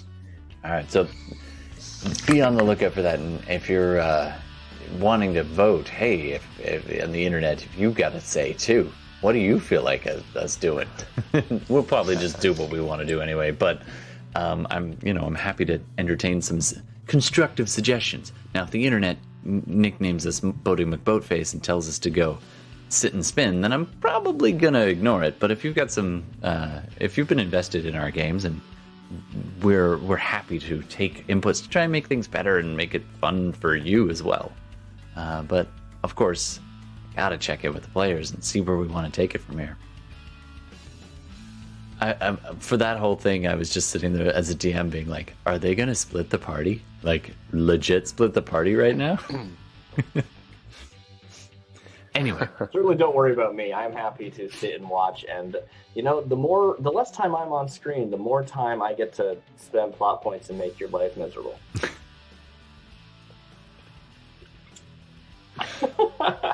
All right. Okay. And with that, I guess we'll dive back in. All right, here we go. So, Henrietta, me, sure. You've been riding for a long time. The dust is kicked up. Your mount is celestial, so it doesn't seem to slow it down much, and it is a fast creature. Barnabas rarely shuts the hell up, and certainly the map, unless you cap the scroll case that you carry it in, it's a lot. On your way out, you pointed out rough direction of where you were going to head. Barnabas like, that way towards the sticks. I'll message you if I need to. And then you guys went off on your own. The rest of you, is there anything you want to do before you leave this encampment? I think we need to stock up on some supplies, right? Oh, yeah. But other than that, I don't think there's any reason to stay. Okay. Mickey comes hobbling over at your request, and between Chaka, Clunk, and Mickey, and the occasional Madcap kind of slowing things down, but you guys get 2 weeks worth of rations each, no problem. They don't taste great. Food and water. And a little bit of wine actually is furnished as well. The wine is slightly more refreshing than the water, but again, it's basically a vinegar wine. It'll do, but it's not great. And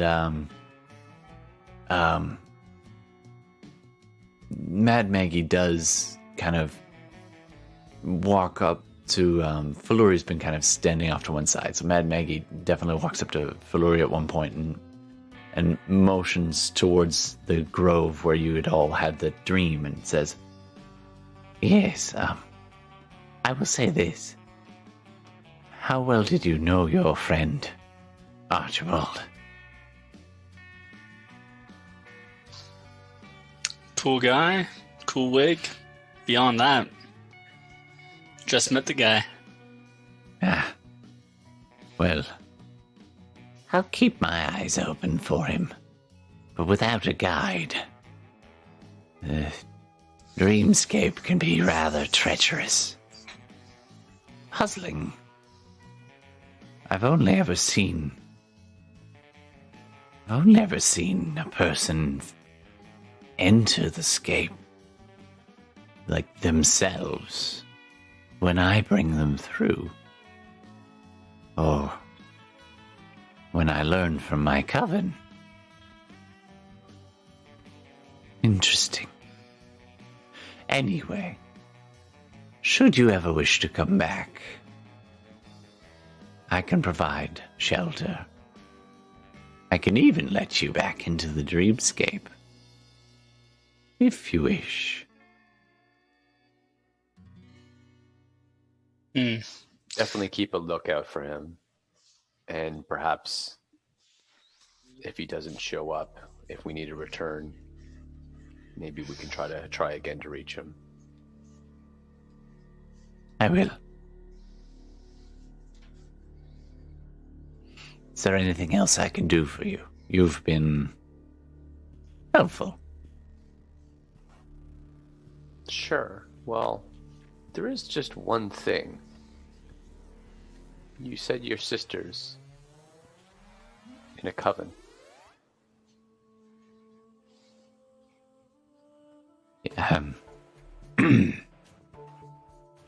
Yes. I grew up here, but we would travel. My mother and I, our brood, our coven, 7 sisters we were. Was one of them named Nigella? And I examine her for a reaction. Roll an insight check.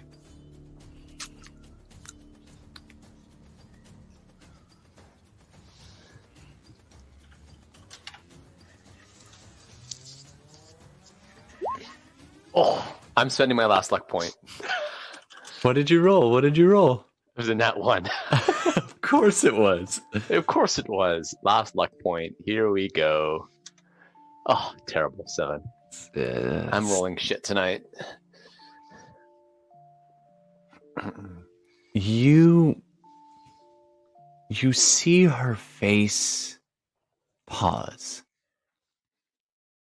And I'm actually going to roll to see how well, whether she'll give anything up here. Just one sec.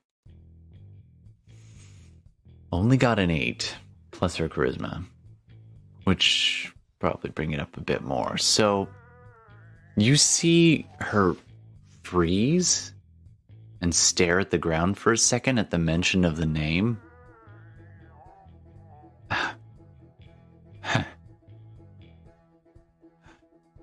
Funny thing about Dream. If you're in there as part of the ritual, you see, we are all connected there in some way. And so, it's funny. I haven't thought about her in a long time. But who knows? Who knows? I guess the stray wandering thought. Funny you should ask. She died.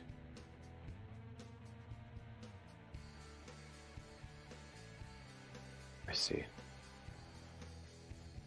She's, are you trying to persuade her to tell you more? Or Yeah, con her to tell her more?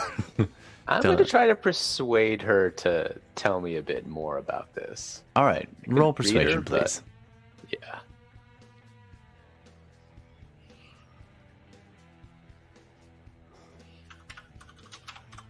Effectively, what's happening is she does an insight check on you right now. Just be like, how much Well. do you know? Huh. Man, we're dueling with low rolls tonight. With You the got low 12, I got 10. All right. She looks at you and, yes, well, voices on the wind. Voices on the wind. It's funny what you can learn in a dream, isn't it, my dear? Yeah. And she absentmindedly draws her like creepily long fingers down your sleeve in this kind of very familiar way of like, not. It's kind of, it's hard. It's almost like a grandma flirting. And she draws her hand down your sleeve and rests it at the crooks of your elbow for a second, and then draws down and her fingers kind of they're moving down towards the pocket where you've been keeping this the silk the blankie that you managed to do. You don't happen to have mending, do you? I don't. Okay. Well, you've got the 2 pieces of the blankie, and she's, yes. It is funny what fragments we might pick up from a dream. Sometimes they're meaningful, and other times useless drivel of the mind. And in the end, really, I suppose it depends what we make of them. Does Just one second. Sure. Oh yes, I understand that. This is Dungeons and Dragons and parenting. I can tell. All right. Meanwhile, Darmida, are you going to be doing anything, or are you good? I'm gonna wait and just observe as Fenris is speaking to her, and I'm gonna wait until we start walking to leave before I pull him aside and just look at him and go, "Really? You're gonna leave another one?"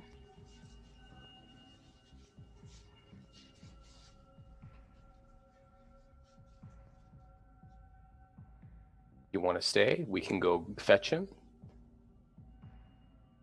Well, it seems the decisions have been made. I'm not actually the decider here.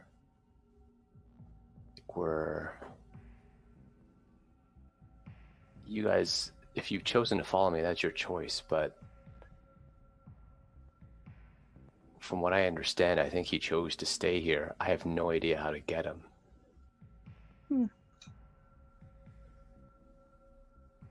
Okay. I just find it curious. All right. Valerie. Chakra comes up to you and kind of nudges you on the shoulder to get your attention. All the bags are getting packed up. Birds? Yeah. Birds of a feather. Yeah. No. Chuck is the bigger one. He thumps you harder on the shoulder this time, and he's like, "Birds of a feather stick together. Devils lie." In a slightly different voice, he says that last one. Devils lie. Notice that.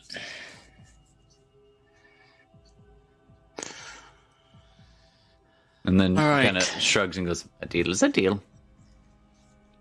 Devils lie." Deal's a deal. He walks off. All right, and with that, which infernal machines are you deciding on? You get two to choose. One you get to keep. You can decide that later, but you have to roll out in two of them now. There's the, what do you think? Darcy's already on his own. Darcy, I believe, is choosing to ride his horse as much as possible. Although there will be times when you're going to want to dismiss that horse based on just the travel speed alone. But at this moment, that's not a problem. All right, so we have how many people? Then we need. There's three of us, and then who else? You've got Chaka and Clonk, and then Henrietta and Barnabas aren't here, but you'll catch up to them presumably.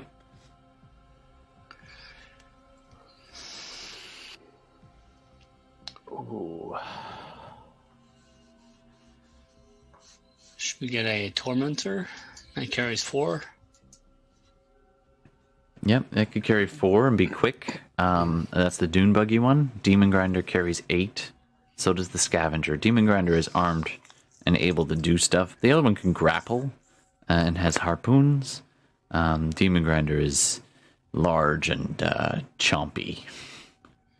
It's your call. Do we want to get a big one and a small one? No. So I think there's more than 4 of us, right? Like, we have Lulu. Oh yeah, there's And Lulu too. Lulu can turn into a pretty sizable Hollyphant. They're not actually that large. They are considered a medium creature, I believe. Sure.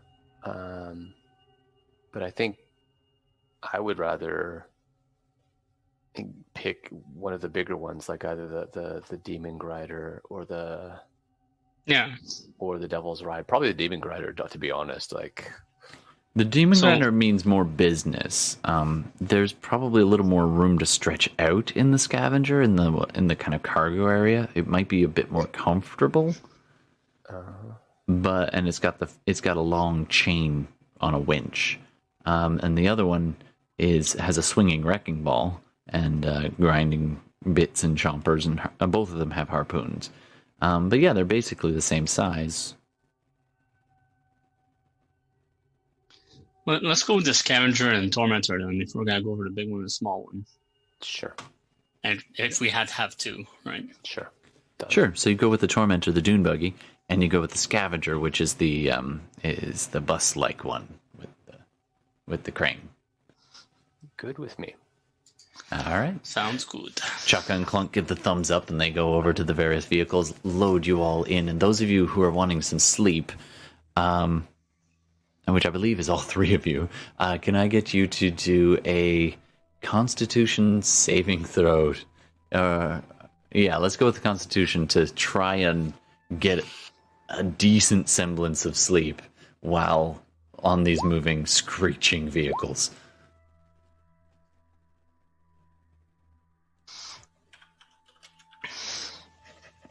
18. 13 for me. It's over 10, so yeah, all three 17. of you. Yay. All three of you managed to, after you're so exhausted from your multiple nights of no rest equivalents, that took more than a single day. And so now you are all very tired. And so you fall asleep. The strange rattling, thumping, kind of lulling you after a while as the landscape just tears by, dust kicked up behind you, and Chaka and Clunk kind of howling and feeling the wind in their feathers and just enjoying the sensations. One of the few joyful sensations you can get here in hell. And you kind of lulled, even with the screeching sound of the screaming souls, almost drowned out. You don't have great dreams, but you do fall asleep and have a restful rest. After about, there was probably a good 2-hour head start, maybe 3-hour head start for Henrietta. After about the fifth hour, they had to circle around for a little while, going past kind of where you might have been, and at one point they roused Valerie to do a quick scout around to see if they can spot Henrietta. Valerie, can you go ahead and roll either perception or survival? Let's go with doesn't matter, same roll anyways, so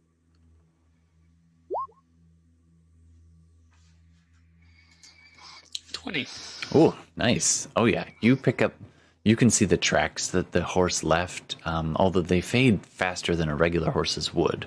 But your keen eyes and sailing high above the plain and above these vehicles, they do have to slow down a little bit so they don't outdistance you too much, but you are able to keep pace with them, especially when the shadows cross the sky even more. Then you can engage your teleport ability to get a little caught up. So you're circling above, and in pretty quick order, you find the trail for Henrietta, almost heading directly due north from where you started. And after a little while, you can see her. It appears she's approaching probably a couple of miles away from where the sticks are. And you also see this strange thing ahead in the sticks, which is this incredibly wide river. Think St. Lawrence. There are definitely parts of the sticks where you can't easily see across. Up ahead, sticking out of it, it looks like there's it's right on the edge of vision, kind of almost in line with the mountainscape, which is really far off. You see these tall shapes extending out of the river, almost like mountains, but incredibly thin, almost like towers, like as if a skyscraper, although with these strange hooked kind of almost T-like shape to them, sticking way in the distance in the sticks, a long way off, and you're heading more or less in that direction. On the other side, you see large volcanoes, billowing smoke, and various sections of dust storms and that sort of thing rolling around on the plain. But you find Henrietta and can rendezvous without much difficulty. Okay. When there's actually a quiet moment before we meet up with Henrietta, and I assume like I'm awake, I'll actually motion Valerie to come over. All right. Valerie lands on the machine you're driving on. Are you on the dune buggy or the big thing now? The big one, the Tormentor, I think. Okay. And I'll say, Valerie, you did well back there. We don't know each other very well. We picked you up, but you're proving yourself quite well. I have a question for you. When you Go ahead. when you were tracking down Benkum with Darmida, what did you see? Well, saw survivors, or one of the survivors, I can't remember her name. Farah? Sounds about right. Fork? Okay. Yes. She was saying that there were still some survivors out there, and that she was doing her best to keep them safe. We also saw Sarnia. Unfortunately, we weren't in a position to engage at that time. And Sarnia. Yes. She's alive. Very much so. I thought I killed her. Well, they say second and third time's a charm. And what of Benkum? They were dragging him, I believe. Sarnia? And her minions. That's where I'm a little fuzzy in terms of recollection. So, what you recall is you had a conversation with Farah, the half-orc guardian of the Citadel, self-elected, and she told you about what happened in your absence and you found evidence of the struggle, and you could kind of piece things back together. And between what Farah told you about what happened, these chain devils had been captured, and Sarnia came along, escorted by 4 more chain devils, and they ended up beating him to unconsciousness or death. Farah couldn't tell from there, and it did seem like they bound him very carefully, though, and they dragged him out of there and went north of the High Hall, leaving the High Hall, and it looks like they left.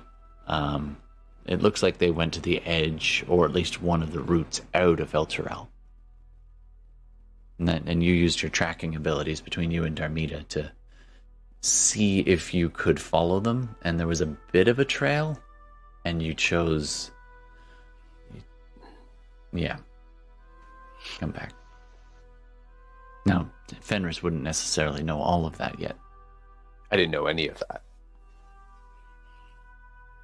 And you might not know now. No, I'm more reminding. Yeah. Valerie, could Benkum be alive? It could be a possibility.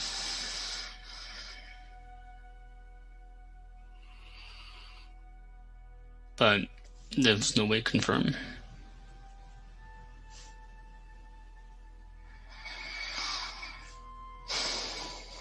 Sorry. Sarnia is a minion of the Eye of Pelor, of this Zariel.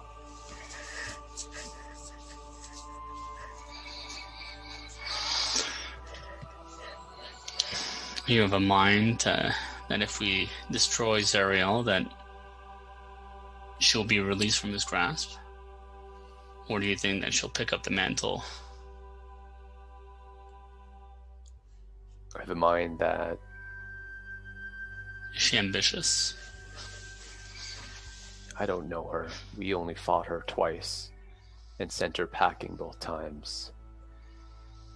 But where we're going, she will likely be there.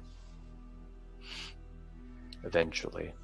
Once we get this sword, we need to deal with him. And she will be there, I think. But I thought Benkum was dead. And now I'm not so sure. You cast a glance over to the sleeping form of Darmida, the machine gently rocking as you tear across the landscape.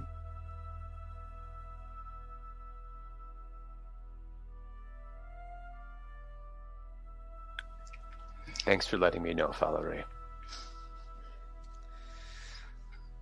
Glad to be of some assistance. And who... You keep talking about this prey of yours. This is the one in the same? Sarnia. Very cunning. Very cunning prey. Must bring her back. Alive, preferably. Dead, acceptable. If you bring her back alive and kill her, she'll just come back here. If you kill her here, she dies for good. As long as I have some proof to bring back that she is indeed taken care of.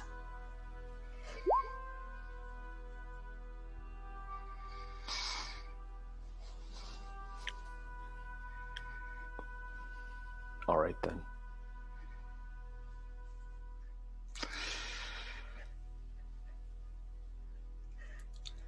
Let us continue and find our mutual mark. A few moments later, you hear Chaka call out from the front. Bert! Bert! I have a name.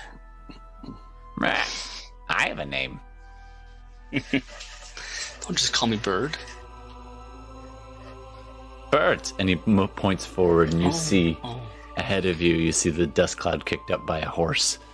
On its back, you see Henrietta riding almost arrow straight.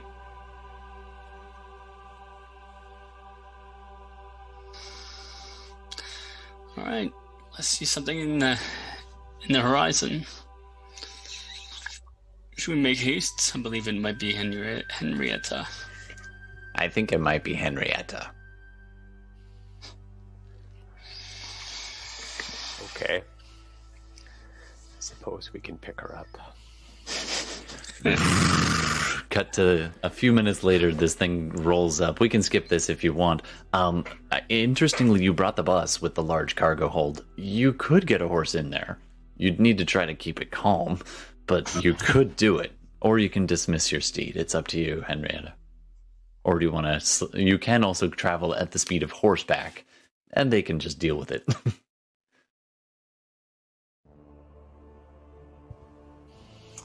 Yeah, so like I noticed them closing in on me, I suppose. Yep. And can I spot Valerie? Because otherwise, I would just assume that these are other, devils, right? Do a perception check for me. Sounds fair. Just fly over and drop a deuce. He'll know it's me. That's canon I now. would do it. Yeah, you go by. Actually, rather than a perception check, let's have you roll a dexterity saving throw. Sure. I'll probably fail that. 9. Oh, no. Yep.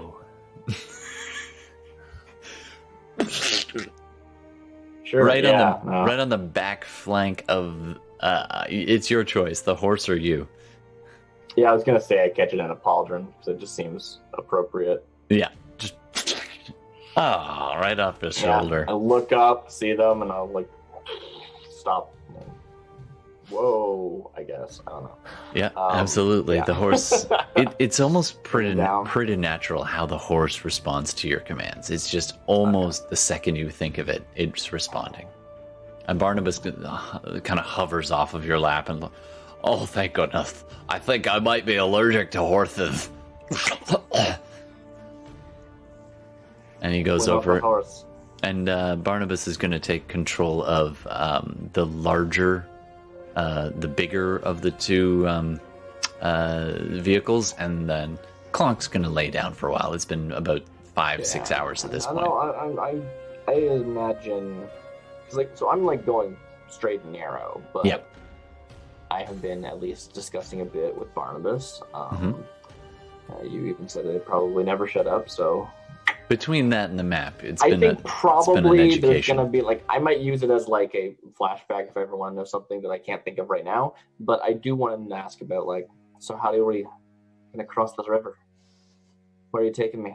Right, like it's sort of like, okay, I'm going straight there, but also I know where I'm going, and I know the sticks is in the way. You're gonna help me get across that, right? You're gonna take me to the spot that's crossable. I know that there are places we could maybe cross, but they're usually thick with either demons or devils. If you have to choose between the two, I would try the devils. At least you can kind of reason with them most times. Demons, it's a rare demon that would end up making a discussion with you, but it does happen.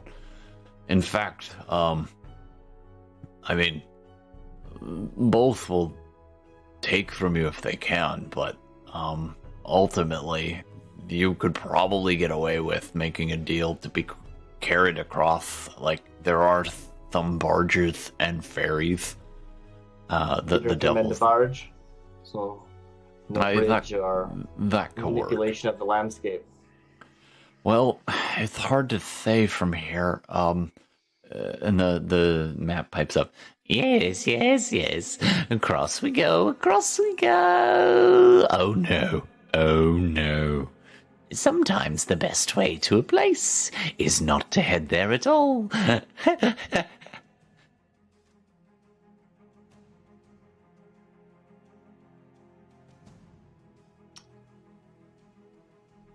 Do they speak any sense?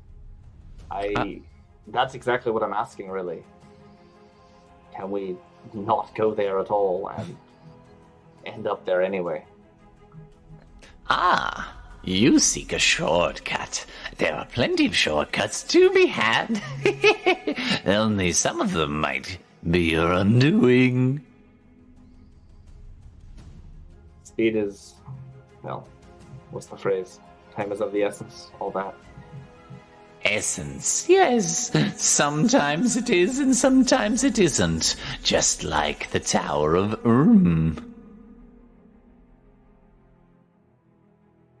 So I imagine like these conversations are happening like over the course of my travel on its own. As you start to piece together between the two of them, that you could try to get a barge at the riverside, and hope that you can make a deal with somebody there. You could also seek out this thing. He did mention this tower and that there is someone there who's either seeking help or offers help from time to time. And it's a little scattered as to what this creature might mean by that. But essentially, there is someone at what's called the Tower of Yeah, right there. In the middle of... on the edge of or middle of a lake. One of the tributaries. And you could head there, and that is on this side of the river. You could get up to the shore of that, and it's possible to make contact with the Tower of Well, I'm not going to like retcon where I went, right? So No. I have heard this information and collected it, and now I'm meeting up with everyone. Sort of. I don't know where are we? Like sort of like hereish. Yeah, you're pretty much coming up on the river. Okay. There's a large, it almost looks like a splinter of stone and iron just wedged into the ground ahead of you that makes kind of a natural little, sort of like a square-shaped rock sticking either up out of the ground or slamming into it. And it's very large. It would definitely have crevices and cracks in it. It might be a good place. It might be an awful place. We'll reconnoiter with the machines, whatever they're infernal machines.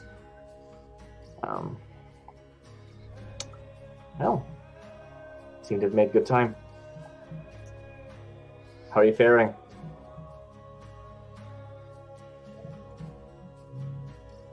Doing all right. I think we're gonna have to take a barge if we're getting across. I mean, that's where I'm heading. Yeah, all right. Cool. I don't know what happens between the here and there. But All right, that's the plan. you want to try to take a barge across just by kind of continuing north, see if there's anything along the edge there? Yeah, I mean, I assume Barnabas has some suggestions for help speed up that process. Absolutely. So, there's like a wharf here or whatever. Like, I don't know. Okay. So just give me a moment here while I figure out where that's going to land you. I think probably we cross and then maybe we take a pit stop at Harriman's Hill. That seemed like a relevant location, and it's on the way. Probably what we'll do.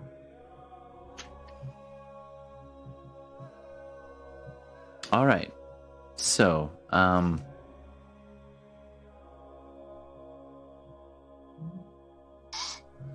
what you... Interestingly. Okay. So, as you're heading north, and you can see kind of just past this splinter of stone, you definitely see there are some things along the edges of the river that look like structures. They're more shaped than this. The stone that was sticking up was pretty jagged. And beyond that, you see a more smooth structure being pretty close to the edge of the sticks and kind of having a pretty commanding view of that area up on a hillside at that point. That would be the only thing that you can kind of see in that particular region. And it extends up several, probably 4 or 5 stories. It's in worth of height, overlooking the sticks.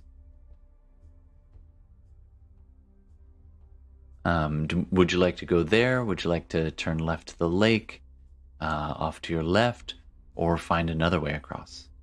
Or keep going north and hopefully find something further up along the river. Well, I think we're just going along the river to find a barge, right? Mm-hmm. Yeah. So I think we would just kind of travel along the western side of the river and kind of trace, be a little bit away from the shore, but within line of sight, so that we could keep an eye out for any type of ship for passage, barge, ferry, or something else. All right. This is interesting. I may need to read up on this a little bit more. So, in order to get to, Barnabas points out, he's like, well, I've never been there. This is kind of on the edge, but that, and he points at the large structure sticking up out of the water. That's the Stygian dock. There's these fortresses that can fly above, and they need to stop and anchor and get fuel. And at the mention of that, the mad cartographer of the map pipes up and says, "The flying fortress of Avernus need fuel, and what better fuel than the souls of the damned?" So they would And there are these spikes that sit up, and it looks like they're reaching out towards each other. And you can see there's a space between them. There is no flying fortress currently docked, whatever that might look like. But these two almost tower-like structures extending off the sides do connect to the banks, although some of the banks overflow around them. And they reach out towards each other like hands grasping across the river, and there is a big gap between them, but it's not as big otherwise, and it looks like there's something could fit in between those two, and that is Stygian dock? Pronounced Stygian. Stygian, thank you. I don't know if that's right. That's how I pronounce it. Yeah, the Stygian. I like the way that sounds. So it's a massive iron structure that appears to be a pair of docking arms straddling the river Styx extends out over it. Hefty clamps, chains, and bars are fixed to the docking arms to lash large vessels between them. You can continue past it? You're getting closer basically by the minute as you tear along. In these machines. By the way, did you dismiss your steed, or are you trying to keep it calm in the back? I try to keep it calm if I can. All right. Roll an animal handling check for me. Sure, yeah. Gotta love the animal handling. Yeah. It is not a beast, but sure. Wink. Where's my rolls? I got 21. Ooh, yes, that We traded in this weirdly enough. actually. And horses. I'm a knight, sort of. There's also something else that happens when you go. There is at one moment the structure. The machine you're riding and shudders, and the horse starts to shift and get nervous. And you go to whisper it to be calm, and your voice just has this strange be calm. Like there's this force behind your voice. It's not harsh, and the creature responds. And this is where you begin to understand something a little bit more about that helm that you're stuck with. Oh no. You seem to be able to expend some energy. Let's call them charges. Sure. And you can command using this. Your horse responds immediately and soothes. So I did this unintentionally. I just okay. So I noticed what I've done, and okay. And that gives you a bit more insight into what you you get this strange feeling like the horse definitely heard you, being a celestial creature, and obeyed immediately. Right. Yeah, they can understand me. Like they communicate. It's a magic horse. Barnabas has been taking it easy at this point and traded off with Chukka at this point, and so Barnabas is in the big room with you with the horse, and he looks up at you at your word. He's like, "What did you say? Were you talking to me?" Just trying to calm my horse. Ah. God damn, I'm nearly positive I'm allergic to that thing. Ugh. And if a flaming skull could have running mucus, it would. It's more like protoplasm. Right. Anyway, so there's something about being able to command certain things with this helm. Yeah, I try to figure out how that works so I cannot do it on accident again. Okay. You can either roll Arcana or Religion. Okay. Yeah, I'll go roll Religion. Where's that? R. 24. Ooh, 24.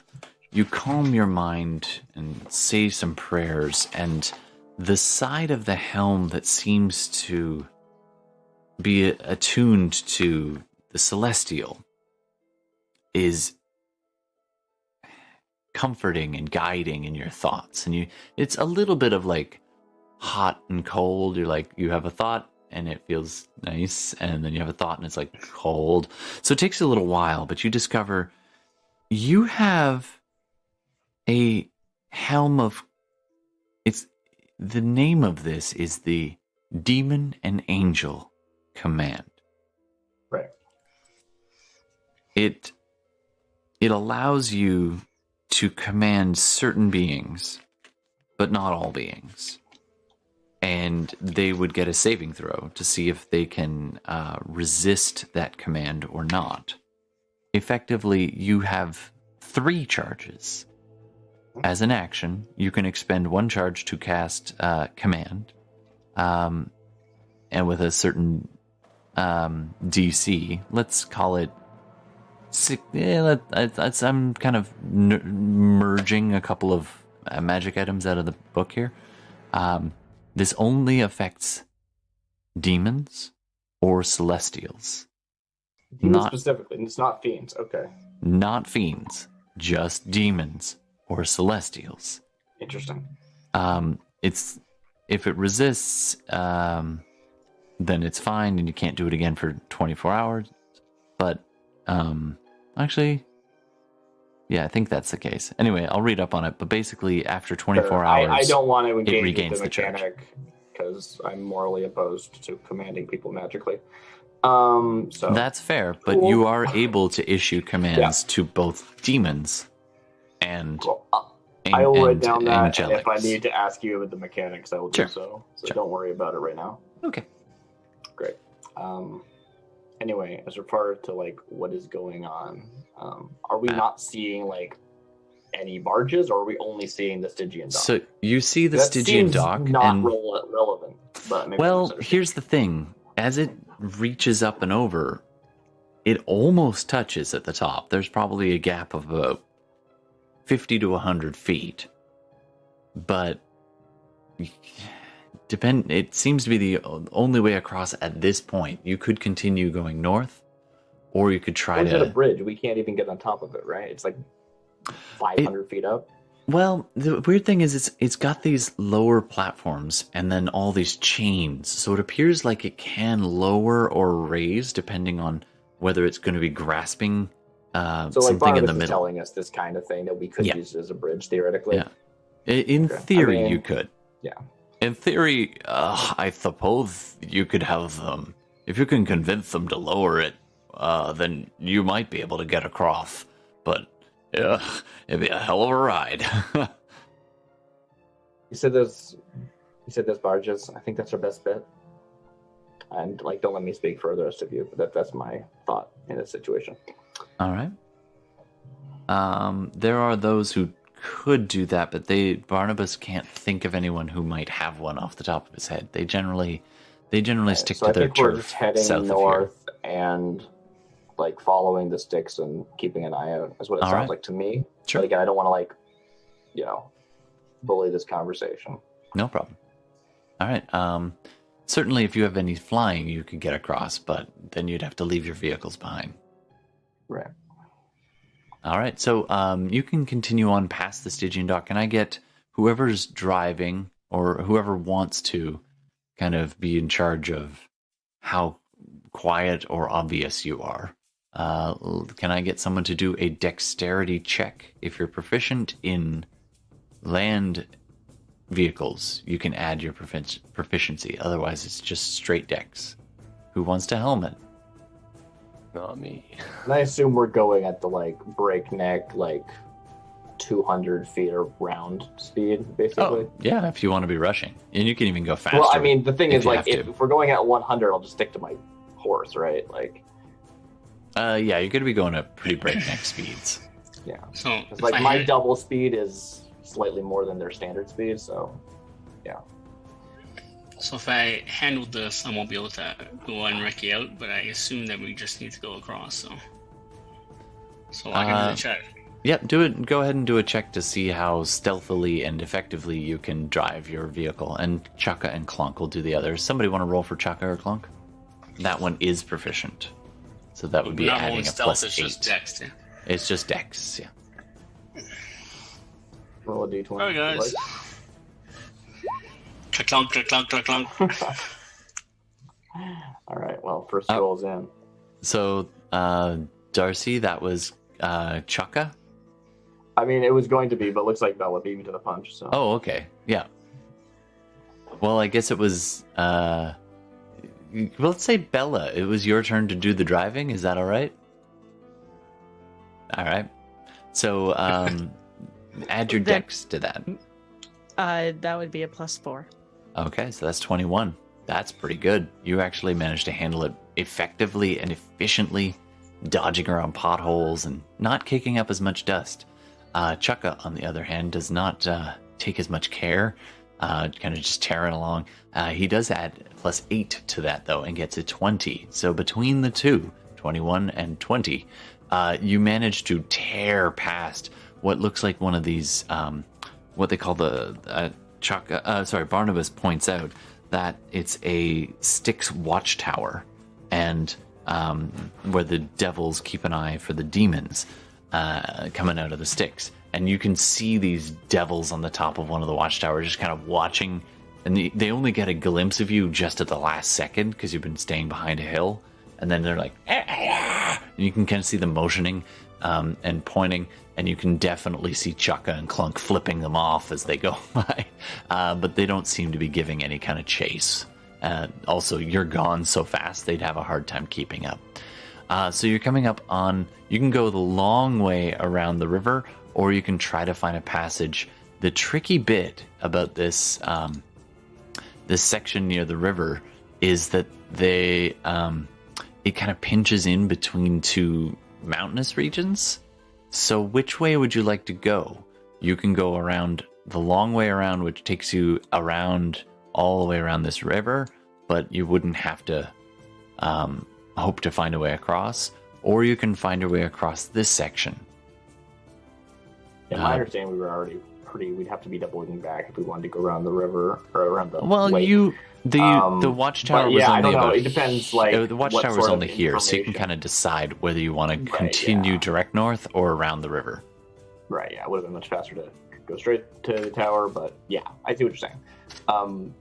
What sort of things do we have to deal with when it comes to the mountain, according to Barnabas and or Okay, sure. I'm going to call him Carrie for short. The what do they recommend? The cartographer, well, he doesn't make recommendations exactly. He's hard to understand at the best of times, but when you ask him what's ahead, Barnabas doesn't know all that much. He just kind of his best bet is that he's a little more used to talking to the insane cartographer, so he can kind of steer you with general impressions. But he hasn't been this far north. They generally stick around a bit south. Certainly not helming things. So the cartographer, when you point ahead, and Barnabas is like, no, he wants to know where we are and what's ahead. And the cartographer says, as close to a place of pilgrimage you'll find in this accursed place. A beacon to those seeking the missing link or looking for a way out. If you want to keep going, you'll enter into a place that the cartographer identifies as the Sundered Chains.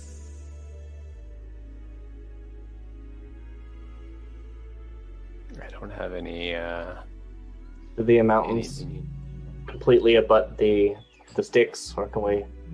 They follow do, the shore? but he points, and there's this chain links, these massive chains. Some of them buried at points underneath the ground. Other times they come bursting up. These massive, absolutely towering chains, colossal spiked chains extend across the hellscape. Their links partly buried under ash and large chunks of rock and masonry. Each broken chain is roughly a mile long, and it might be possible to maybe either make use of them or find a way to use that to get across that section.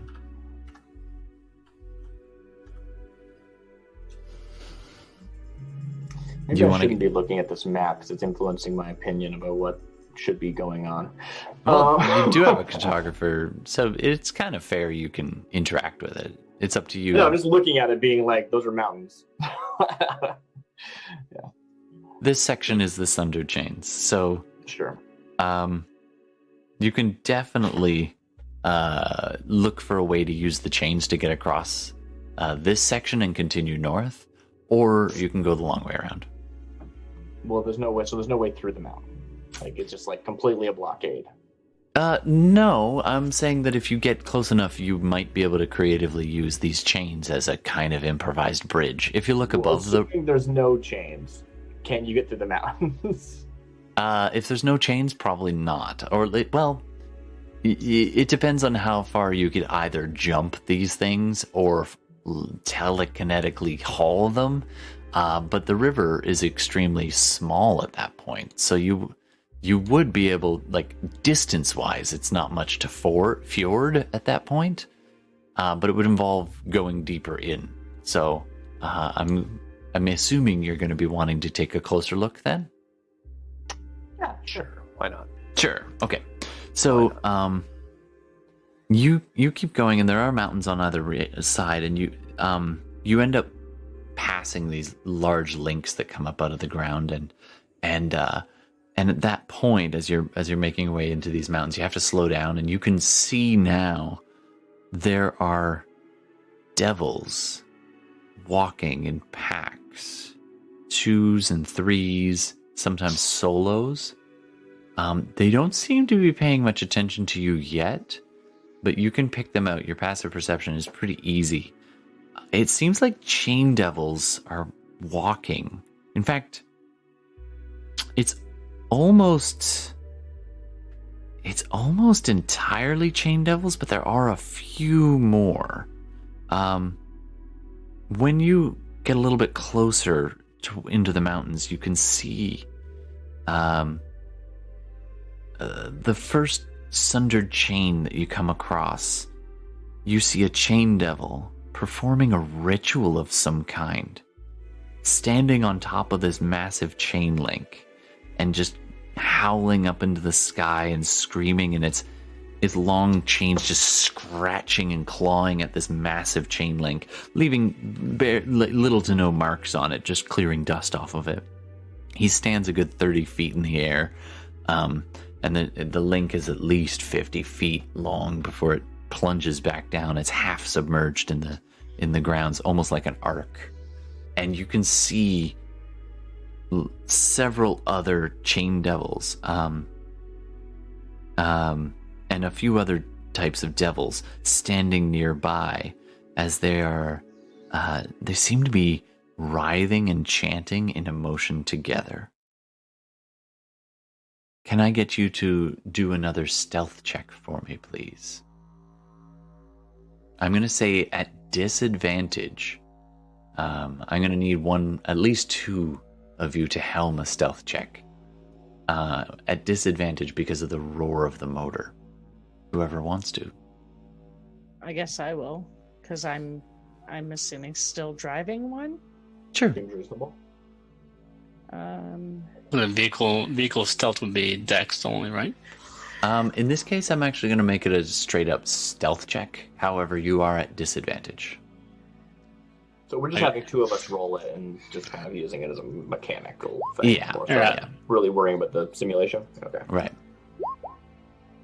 I can do stealth if you wish, but Oh, for me. Those both seem to be survival checks. I don't know if it's different for you. Shoot. It is different. I don't know why it rolled survival. S is close to. Well, you Stealth. rolled. It's 1 below. Yeah. It should be a lot more. Yeah, go ahead. You can re-roll, and again with disadvantage. Not a lot more, but the first one would be 15, and the second one would be 21. Take the lower one. Yeah, the 15. 15 and 18. All right. Let me just make a quick roll.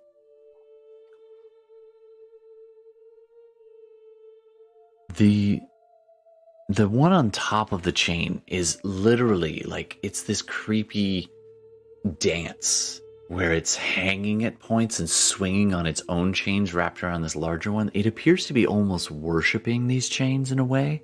certainly trying to do some kind of ritual with it and gain something, hoping you get snatches of it, screaming out to Asmodeus and the Chained Oblivion and all kinds of stuff. And meanwhile, the other two that are writhing around and just kind of standing guard, but not very well. They seem to be distracted, and occasionally one of them seems to try to be emulating the larger one up on the top, and the one that's next to it seems to be mocking it incessantly for being like, you want to be like him, you're an idiot. They take no notice of you. The sound of the water and the chanting seemingly drowning out the sound of the machines you're riding. So you're all clear to keep going. You do see a spot. Do a survival check, or you can take one of the ones you did before if you want.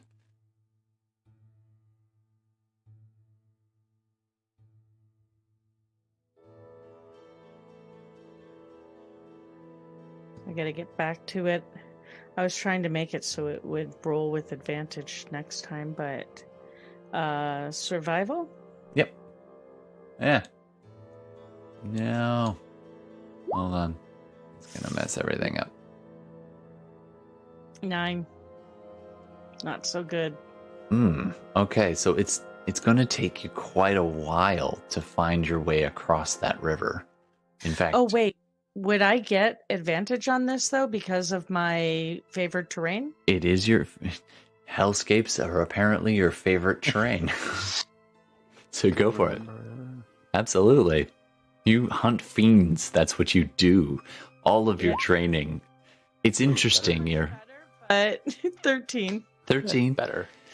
It definitely takes you some time, but you do find a spot that it's likely you can get the machines across and to the north side of that ridge. They may get submerged in the Styx if you're not careful. They'll be going up to probably the wheel wells, like at least but you can do it with a good handling check to get across to steal something from Shadowrun.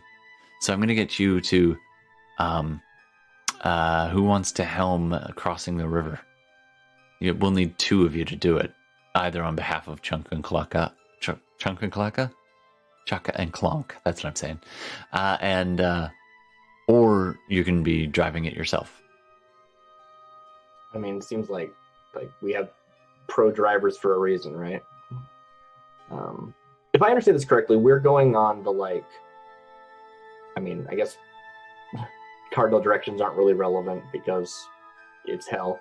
But the way we're looking at this map, on the left side of the pass there, along the edge of the range, not on the right side, right? That's what yes, doing? that is true. You're kind of Okay. I was I'm hoping pinging we could find it. a way across the right side of that mountain, but I guess not. That's just not Unfortunately, there wasn't really a good spot on the that you could find over there. But just kind of where these two peaks meet, there's a shallower section, and it splits into several streams. And you managed to find there's these big probably a good chains, place. right? Yeah. And El Toro is still up in the air, right? Mm-hmm. You look around, you can't actually see where El Torel is right now. It seems to be down and around a corner from this map. Okay. Actually, it's not on this map, technically. It's new here. What do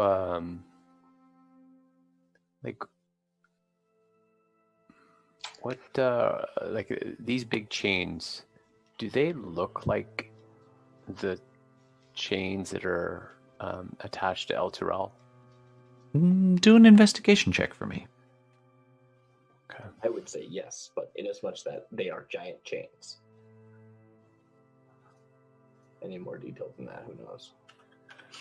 Let's find out.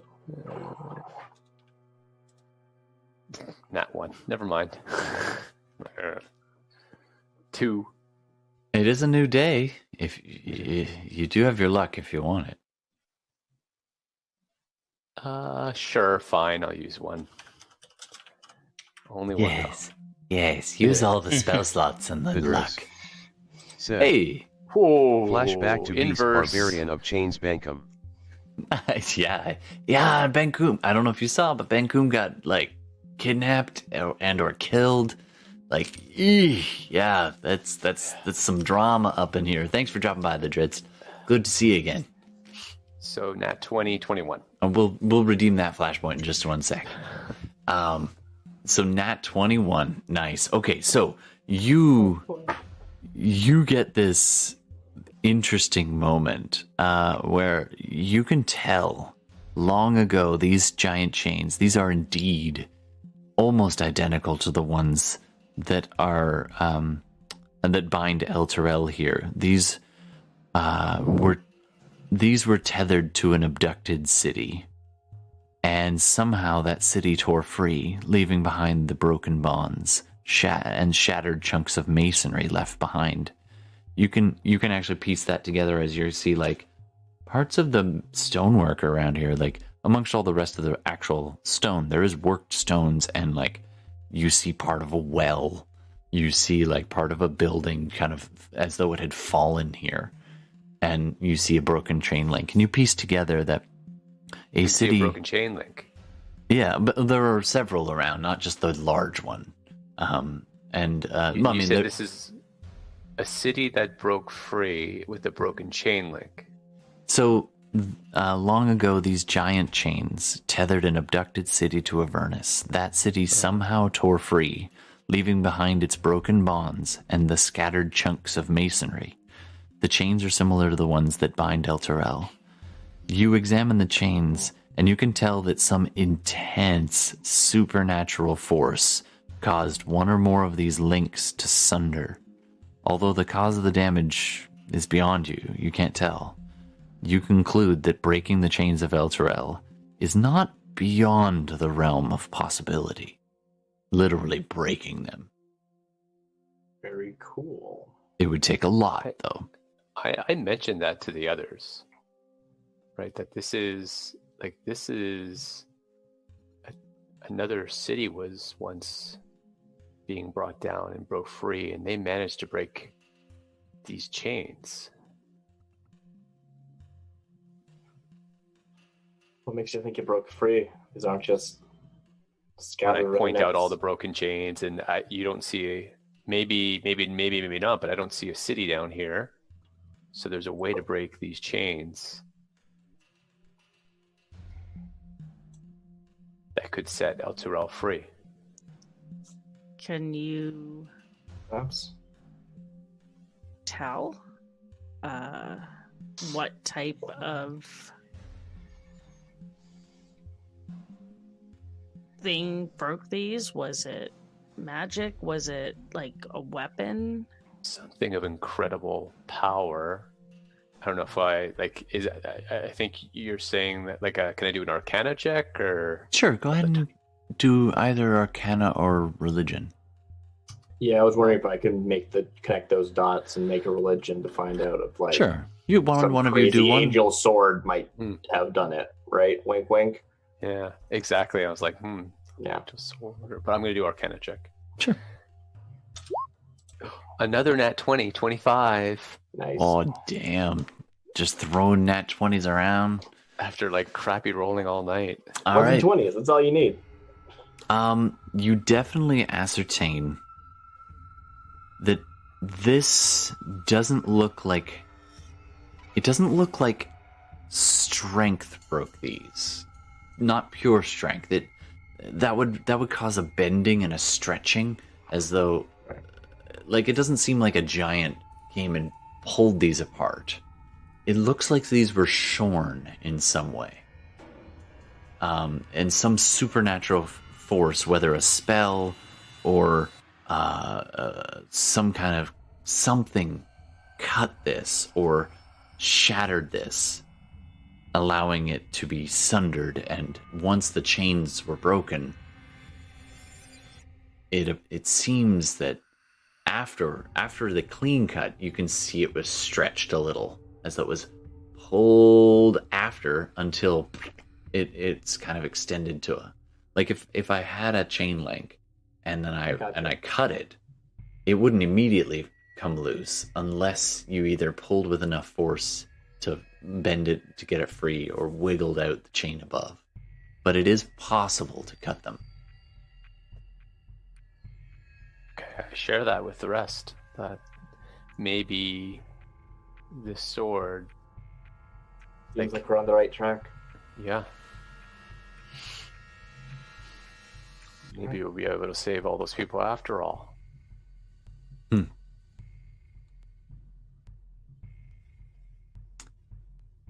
All right. Well, it is getting late, so I think we might have to pause here as you've crested to the north side of the Sundered Chains, making your way. Are we like at the end here, or are we like on the other side somehow, or are we still like in this crevice? You're over here somewhere. Like you could. Okay, cool. Next time we come, we can be this little teeny river. You can ford no problem. It's Great. You'll still be on the wrong side of the sticks to get to Harriman Hill, but actually, Lulu, as you're going forward, you can see now that you're past those mountains, you can see the next rise.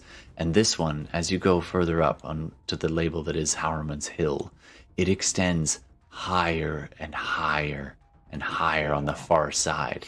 And you can see it clearly. There are watchtowers along the left. You can make those out in the distance, but you can see this hill rising, almost 1,000 feet up into the air on the far side with a steep, sheer cliffs. And you can see these twisted, strange shapes along the hill at semi-regular intervals. That seems... Isn't really my destination, right, according to the spell? No, but, I do almost due acknowledge north that of is- that is... Yeah. And then as you are riding along, Darmida, a familiar little old man clambers up and next to you, kind of holding on as the machine's rattling along. You feel like you're getting the handle of these controls, at least a little at this point. And he comes along and Lulu kind of scrambles up next to you and, hello, how are you, my dear? I'm okay. We're making our way. Yes. I'm anxious to get out of here, though. I understand. I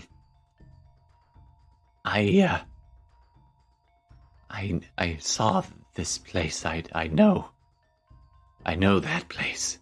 And he points up at the huge cliff miles in the distance. Harriman's Hill.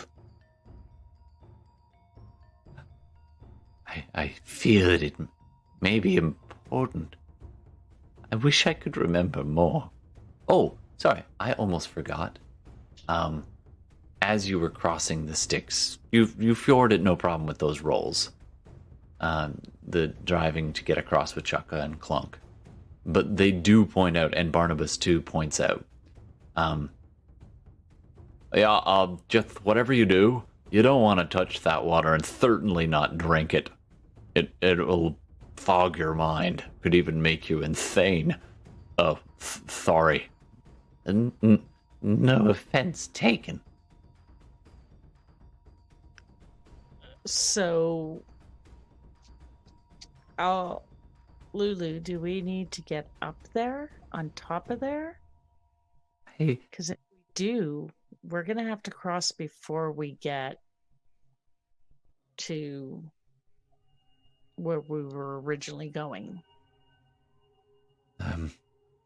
all I can really say for certain is I feel something or someone very familiar.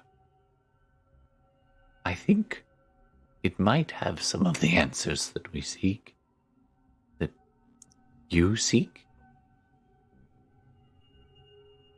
Do you sense it's very dangerous to go there, or could, say, a few of us go who I could get there easier without crossing It is possible. Where there is life, there is always hope. Here, I'm not finding that much, but Oh, it appears some of the rules don't seem to apply here. it's true. But we may yet make that work in our favor. Oh, look. I wanted to show you something. And he kind of does like a muted elephant trumpet, but like trying to keep it in, like, and just balloons out into his Hollyphant form, his nose, and like these little wings. It's basically winged ears, and where he had 3 wings in his form, he can obviously polymorph. So when he became a Deva, you saw him lop off one of his wings. But in Hollyphant form, he should have 4, and only had 3. And then he kind of spins around and motions to you, and you hear him speaking in your mind. Look, and there, and you can see one of the little nubs that had been severed, where the wing had been severed. There's just this little, almost baby little wing kind of growing out. Cool. I hope that's a good thing. It might be. Are you capable? I know you made a bunch of us travel before, but are you capable of carrying one or more of us? Oh, certainly. I do remember that part. You don't know it. I'm not what I used to be, but I am the royal mount to their highness, Commander Zariel, or I was. And we did amazing things together. Amazing. I should be able to help. In my way. All right. Well, we're not doing this for Zariel. You know that, right? Just checking. And we're doing this not through conversing. No, it's not out loud. It's in your head. Yeah. So I'm just going to be like, okay, we need to let the others know what you're sensing. I think I have a plan to get us there, but not everybody's going to be able to go. Well, actually, we all could go. If you can carry 2 of us. I will do my very best. Okay. As I think you will. You could do great things. Too. Well, we all do our best. Like her. Mm-hmm. Like her.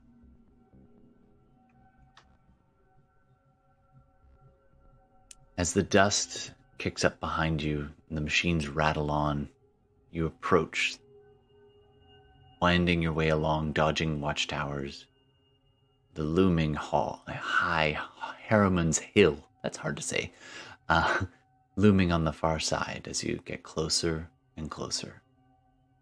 I'm gonna call the others up and let them know what Lulu is sensing, and I think Fenris, if you and Hen can go with Lulu, because he can carry you. Valerie and I, and Croak and Clunk and Clunk and Croak. Yeah, the Kenku and Barnabas. Yeah. the rest of us can get up there on our own. Barnabas points out that we're happy to stay here, and I would rather stay with the machines and keep an eye on them. We can wait for you, but I don't think we can get the machines across, at least not at this point. No, but you're probably right to stay with the machines. It probably should only take the 5 of us. Right. Is Lulando here for this conversation? Yep. Okay.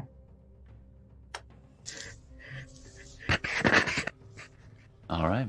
So you do have to refuel at some point, and you kind of pull off into one of these foothills on the left side, sort of near a fallen one of these rock spikes that have been driven in, about equidistance away from 2 of the watchtowers, kind of out of sight. I'd say somewhere around here between these 2 hills. Got some good distance. And yeah, you got some good distance covered that day, and you feel pretty tired. You could press on if you need to, but I'm thinking that this would be a good place to rest.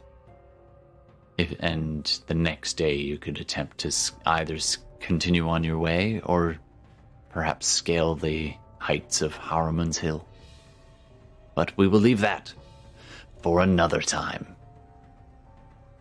Another day, another week. Hey, Internet, what do you want to name this show? Thanks, everybody, for playing. I wasn't sure what was going to happen today, and sorry about the pauses as I'm flipping frantically through the book, being like, where the hell are you? Oh, it's good. It's really good. Well, it's fun I that need to there's remember so to have a much. conversation with Lulando. Absolutely. Sure. And if there's anything else anybody wants to do over the break, we can do that. And I'm assuming you'll do all the things you need to keep yourself healthy, and we can start fresh in the non-morning. And we'll do that next week. Internet, if you have suggestions for the name for this episode, or any of you have any suggestions for the name of this episode, I'd be happy to hear it and share it. Oh, you know what? We didn't actually do the flashback to the beast barbarian of chains, Ben Coom. So that night, as you're bedding down, each of you, perhaps it was that closeness to the fragment of that you shared in the dream world, but you each have a similar dream. You don't see each other. You're in a hallway twisting, and it's reminiscent of the prison that you left, and you're winding your way through, and you see these prisoners kind of fleeing in various directions, the bars sometimes being flung open, other times trapped behind the bars. You help or hinder those who you can, and ahead you hear this roaring, this bellowing in the darkness below. As you wind your way further and further down into this deep, deep dungeon. It's eerily familiar, this landscape. It could have, essentially you're getting almost like the prison beneath Salem Rock. And in the darkest, deepest cell, you walk forward, holding a torch. You thrust it forward to illuminate this darkened cell. And these 2 thick, gray hands grasp the bar in front of you. Goliath hands. And the roar starts again. And you see slavering spittle almost hitting you in the face, even though you're a good 5-10 feet away from the bars. This howling beast of a man. Your friend, Ben Coom.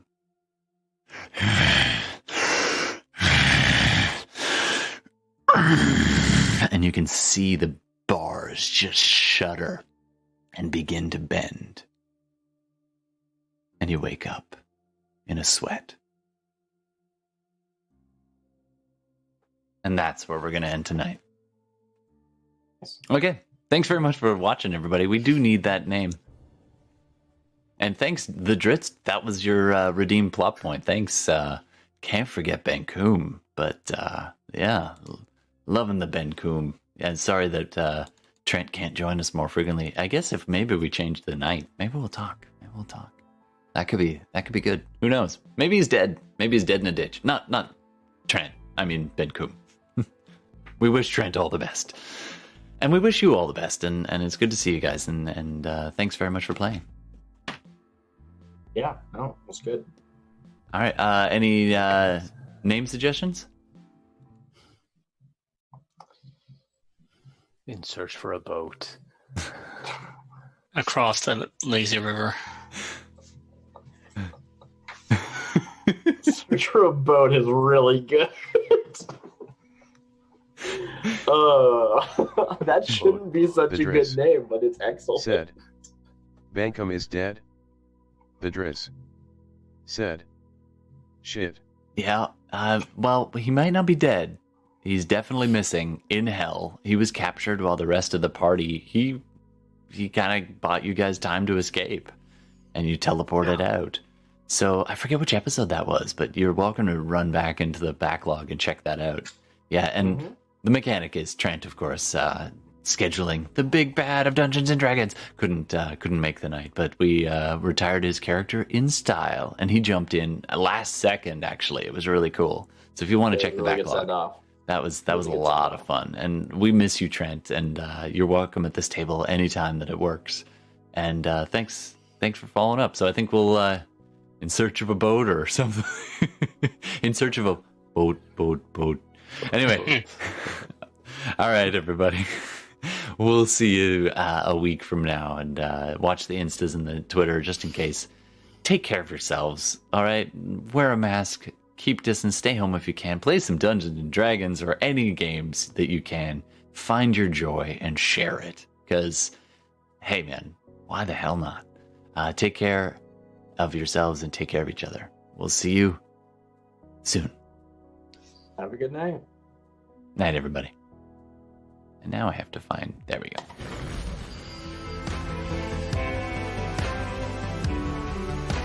We are off.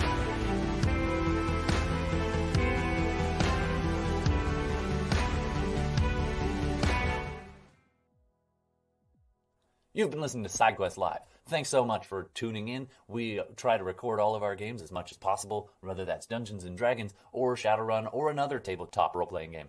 Just a quick side note about all the licenses and copyrights involved. Our music is all Creative Commons attribution music on our live stream video feed or YouTube replay or Twitch VOD. We always attribute each individual artist, so be sure to check out those individual artist attributions.